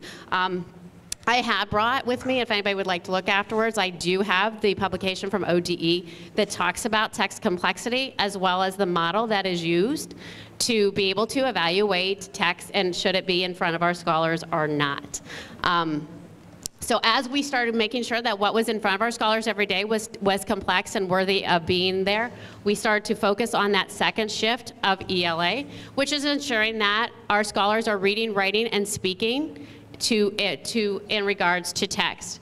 So according to the Ohio Department of Education, lots of times what we see in K-12 is writing is based on background and opinion. And what that leaves is gaps in learning and opportunities for our scholars, and does not set them up for success in career life and college. So our teachers, we took a really intense look at what we were doing within our writing and making sure that we were writing to prompts. I want to share with you an experience that kind of brought our staff together and made us understand the importance of paying close attention to this second shift in ELA. I was called to a classroom, and the teacher was frustrated, and one of our very young scholars was frustrated and kind of crying. I said, okay, so I went in prepared to have my principal face on, right? And you're gonna do this and that. And so I said, so what are you doing? And she said, well, they were writing, and the prompt that was given that day was, do you want to, what do you prefer, breakfast or dinner? And so for many of us who have that background experience and that schema developed, might be an easy topic to write upon. But for this scholar, she didn't have that schema. Her background knowledge was not differentiated between, like, what do you eat for breakfast? What do you eat for dinner? What are the rituals and routines? So with not having that shared experience and that common understanding, it put that scholar into a position of frustration and behavior.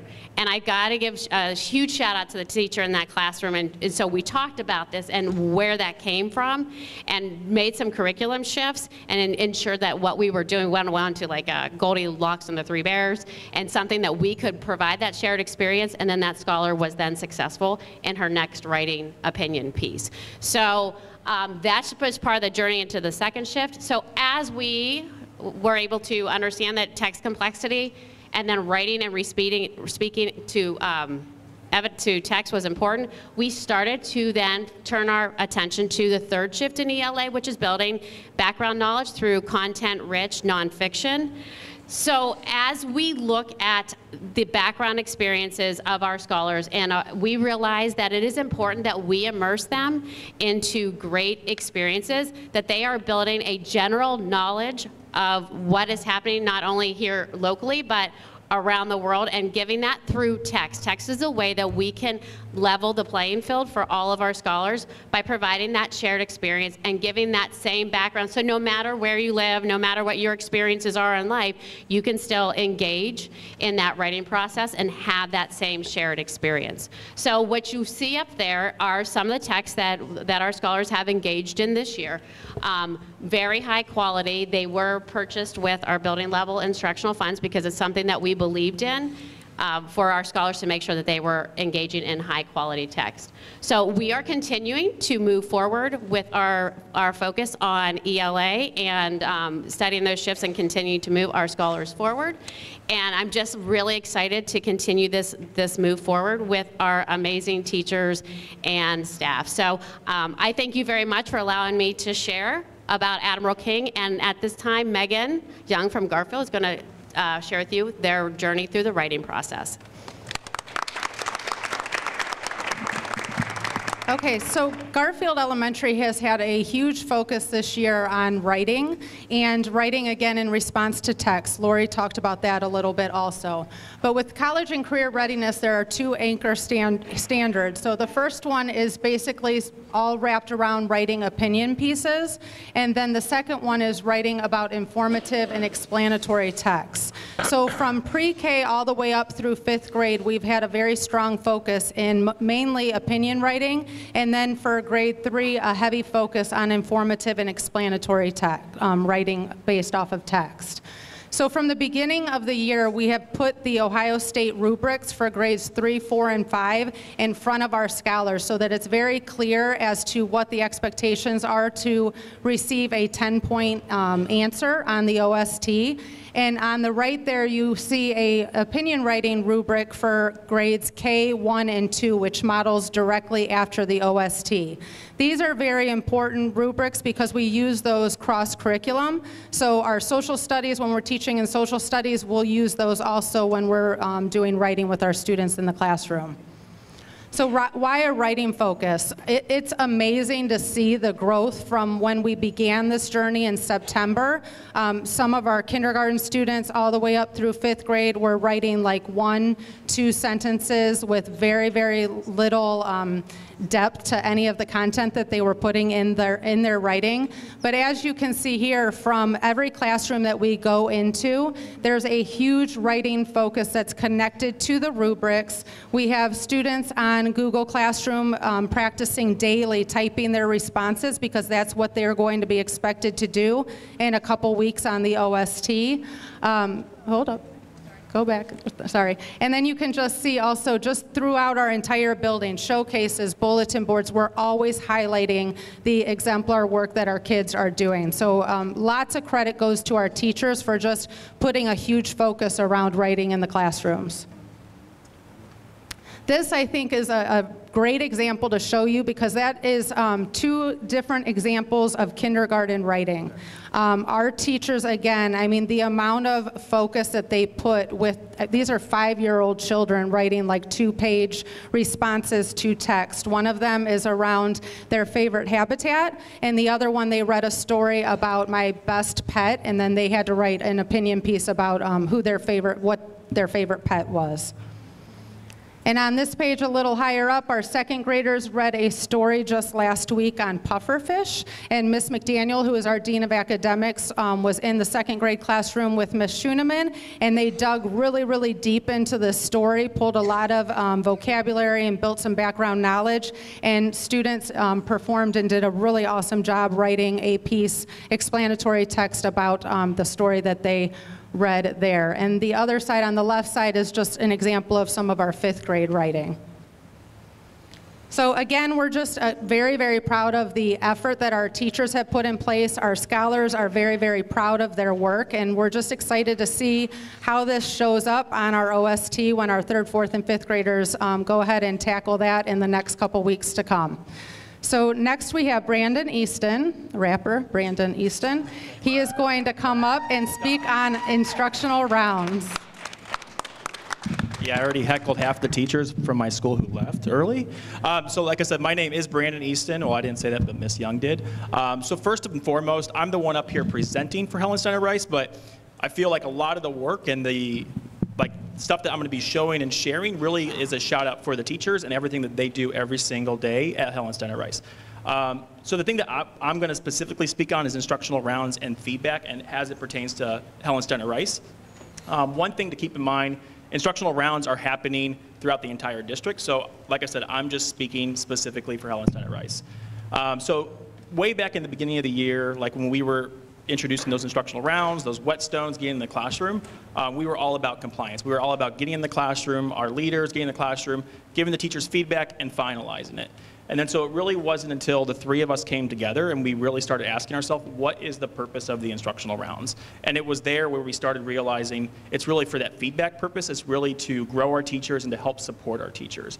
And so it was really now, rather than just a compliance, we were really being more specific about trying to get into every single teacher's classroom for feedback, and not as a gotcha, not as an evaluative, but really as a support. How can we help support you?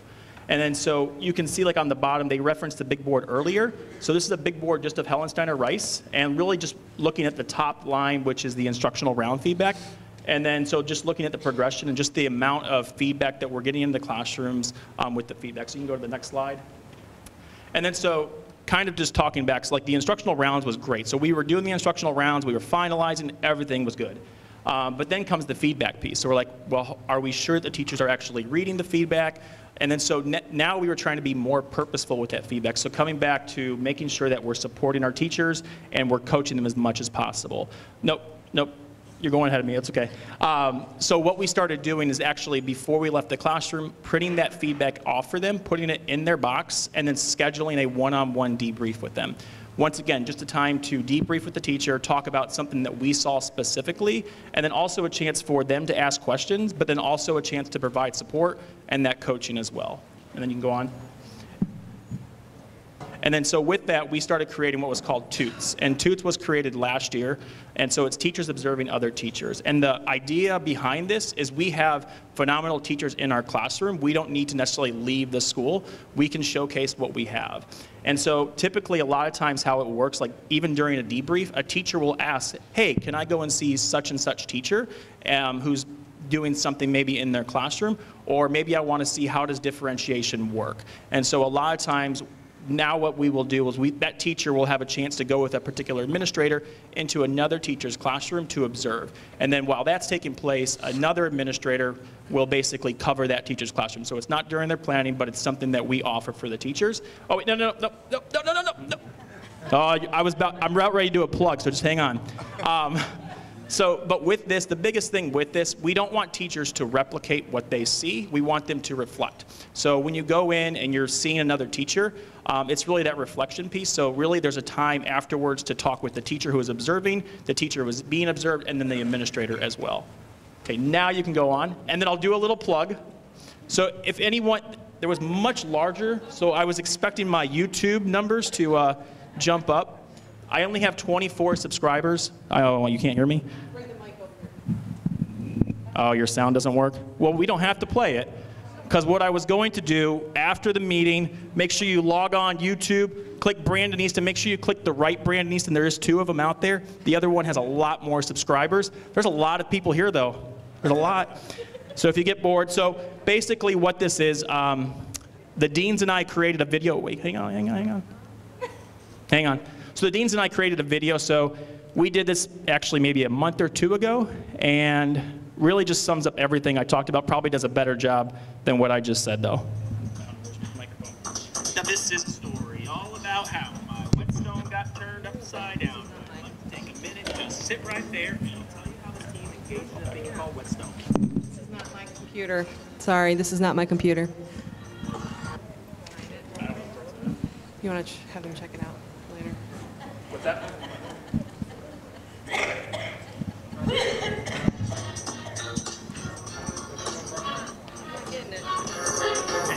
Helen Steiner Rice, we coach trays in the classrooms where we spend most of our day. Document, tracking, conversing all cool, and observing some teachers until we were through. When ain't that lady who was up to all good started giving feedback in her name? Well, you'll get the gist of it. So even better. So now you have to sign on to the YouTube. Click the correct Brandon Easton, and it's probably one of the more current videos. Mr. Easton, I have a question. What's that? I have a question for you. No questions. Toots, is that a district-wide practice? No. I love it. I really believe the best professional development for teachers is working and watching other teachers. So hats off to you for that. And by the way, I've received great feedback about you and your leadership, so keep up the great work. Thank you.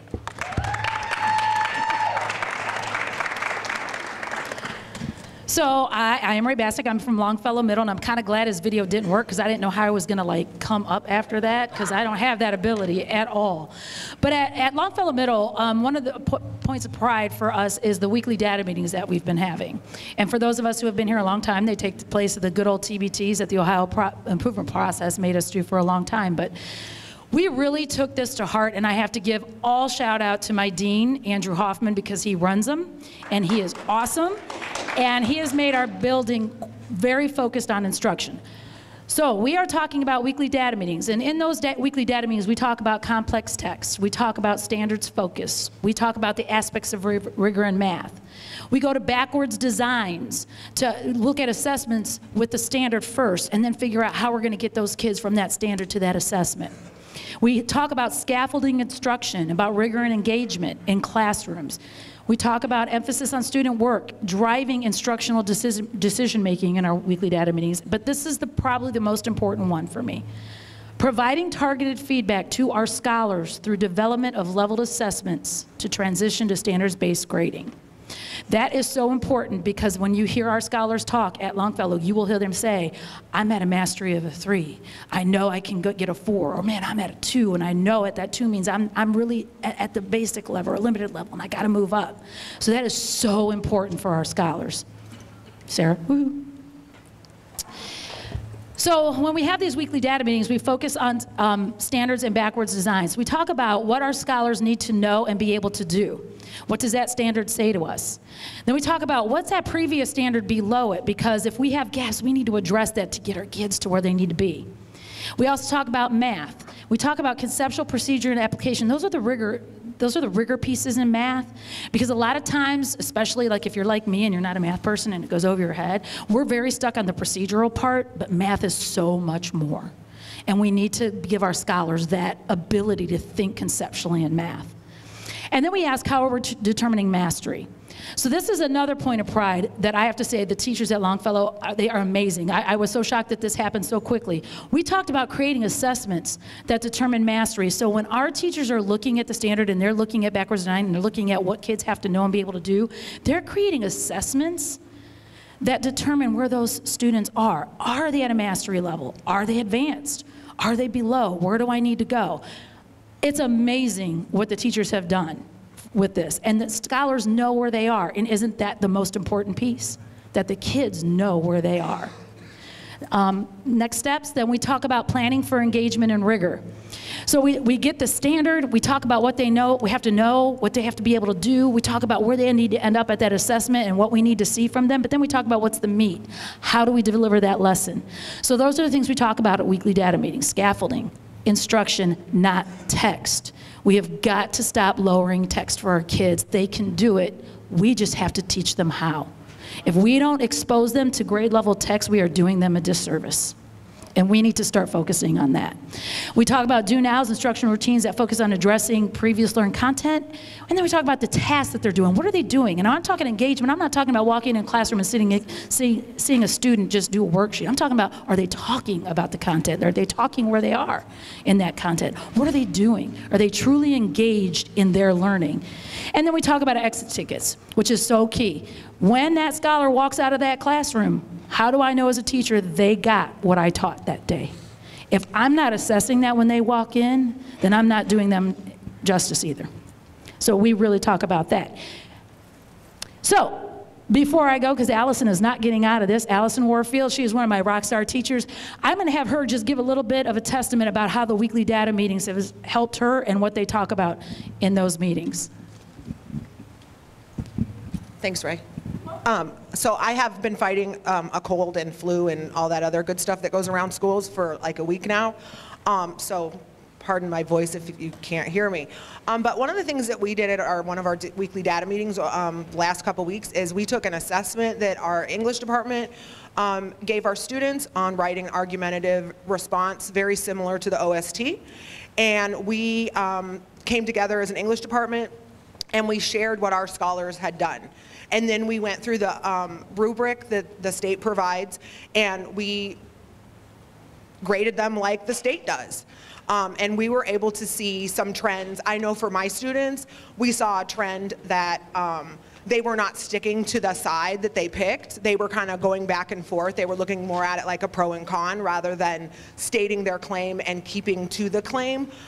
Which was super beneficial. So I went back to the classroom, actually that next period, because my plan's 7th, I went 8th period, and I was like, listen, when you make a claim, you have to stick to it. Whether you agree with it or not, you stick to it, and that's what you write about.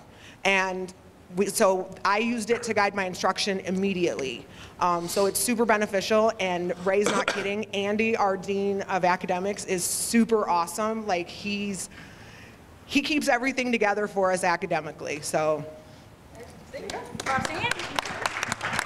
So, to finish up, we talked about how we see success at Longfellow. One of the successes we have is that 60% of the classrooms visited by TNTP had lessons that were mostly aligned. And you look at 60% mostly in line, you're like, but if you really think about it, and if you're a teacher sitting in here, you know those standards are not easy.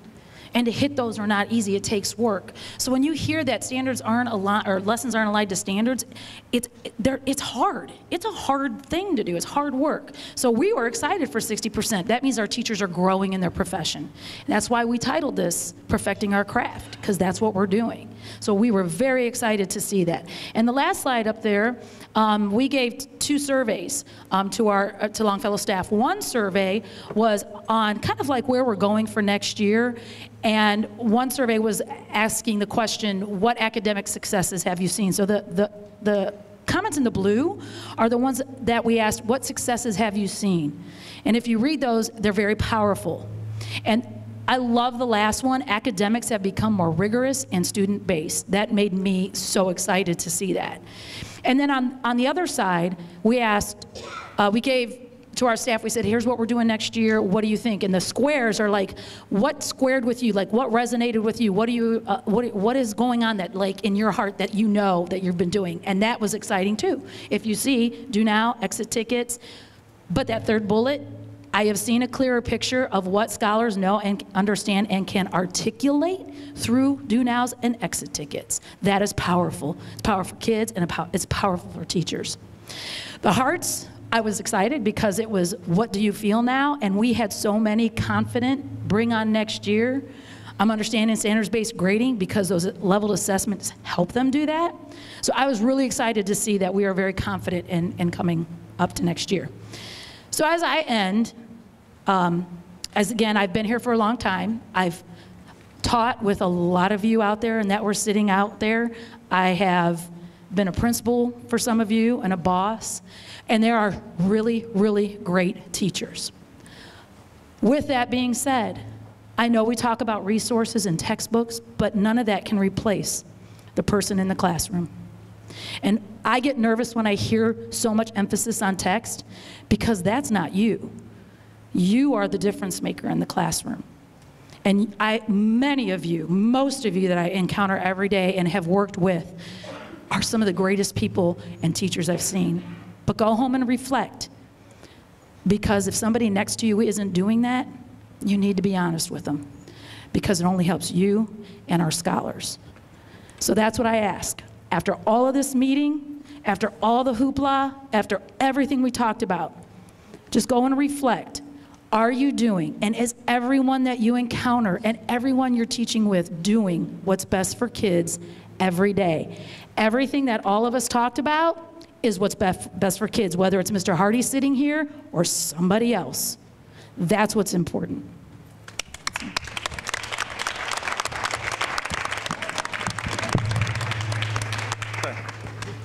I'd like to thank the principals for taking the time out.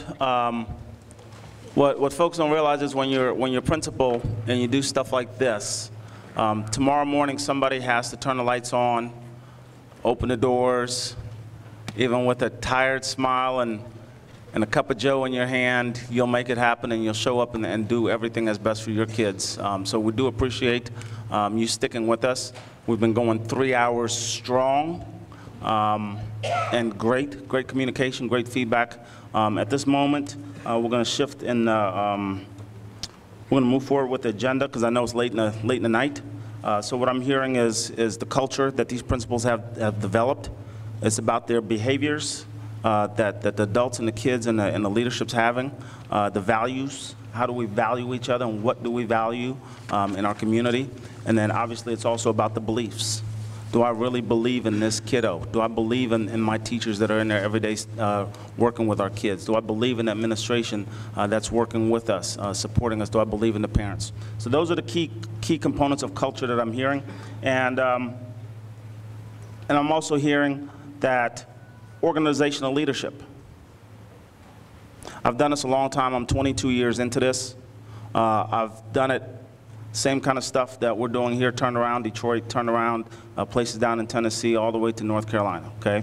So this isn't my first go around, the youthful face, lots of Botox. Just kidding people, kidding, okay? With that said, it's about we the people. There is no one singular leader. When we go all the way back to the Constitution, we the people at the local level, empowering people at the local level. I can't say it loud enough or often enough. And also at the same time, when you're empowered, you have to have a growth mindset. How can we get better together? Not how can I beat you down and get a political point. Not how can I beat you down so my side can win. Not how can I beat you down so I can take your job over. We are better together, and we're in this together, regardless of the people sitting at this table. And my hope is that I will not be here long enough, that Lorain will have what you need to continue forward as a local school district and a local city. I'll come by and go to the brew shop and have some coffee and say hi to folks, but that's about it. I want you to have local control. All right, so we are going to shift in our agenda, and we are going to go into executive session. We are going to consider employment of public employees, and the commission will not take action upon coming out of executive session. So the remainder of the items on executive session, if you can scratch those out, just the ones that I mentioned, and we're going to go into executive session, have that conversation, and the commission will not take action upon our executive session. To enter executive session, can I get a motion and a second? So moved. Roll call for the vote. Oh, second, sorry. I second. You. Okay, Mr. Coughlin. Yes. Mrs. O'Brien. Yes. Dr. Sampson. Yes. Dr. Solis. Yes. Mrs. Zanda. Yes. Okay. And with that, our meeting concludes. We will send a notification out for the next meeting, absolutely. And that concludes our meeting. Thank you very much. Everybody be safe. Go home and hug your kids and kiss them. This has been a production of Lorain City Schools TV 20 WLCS.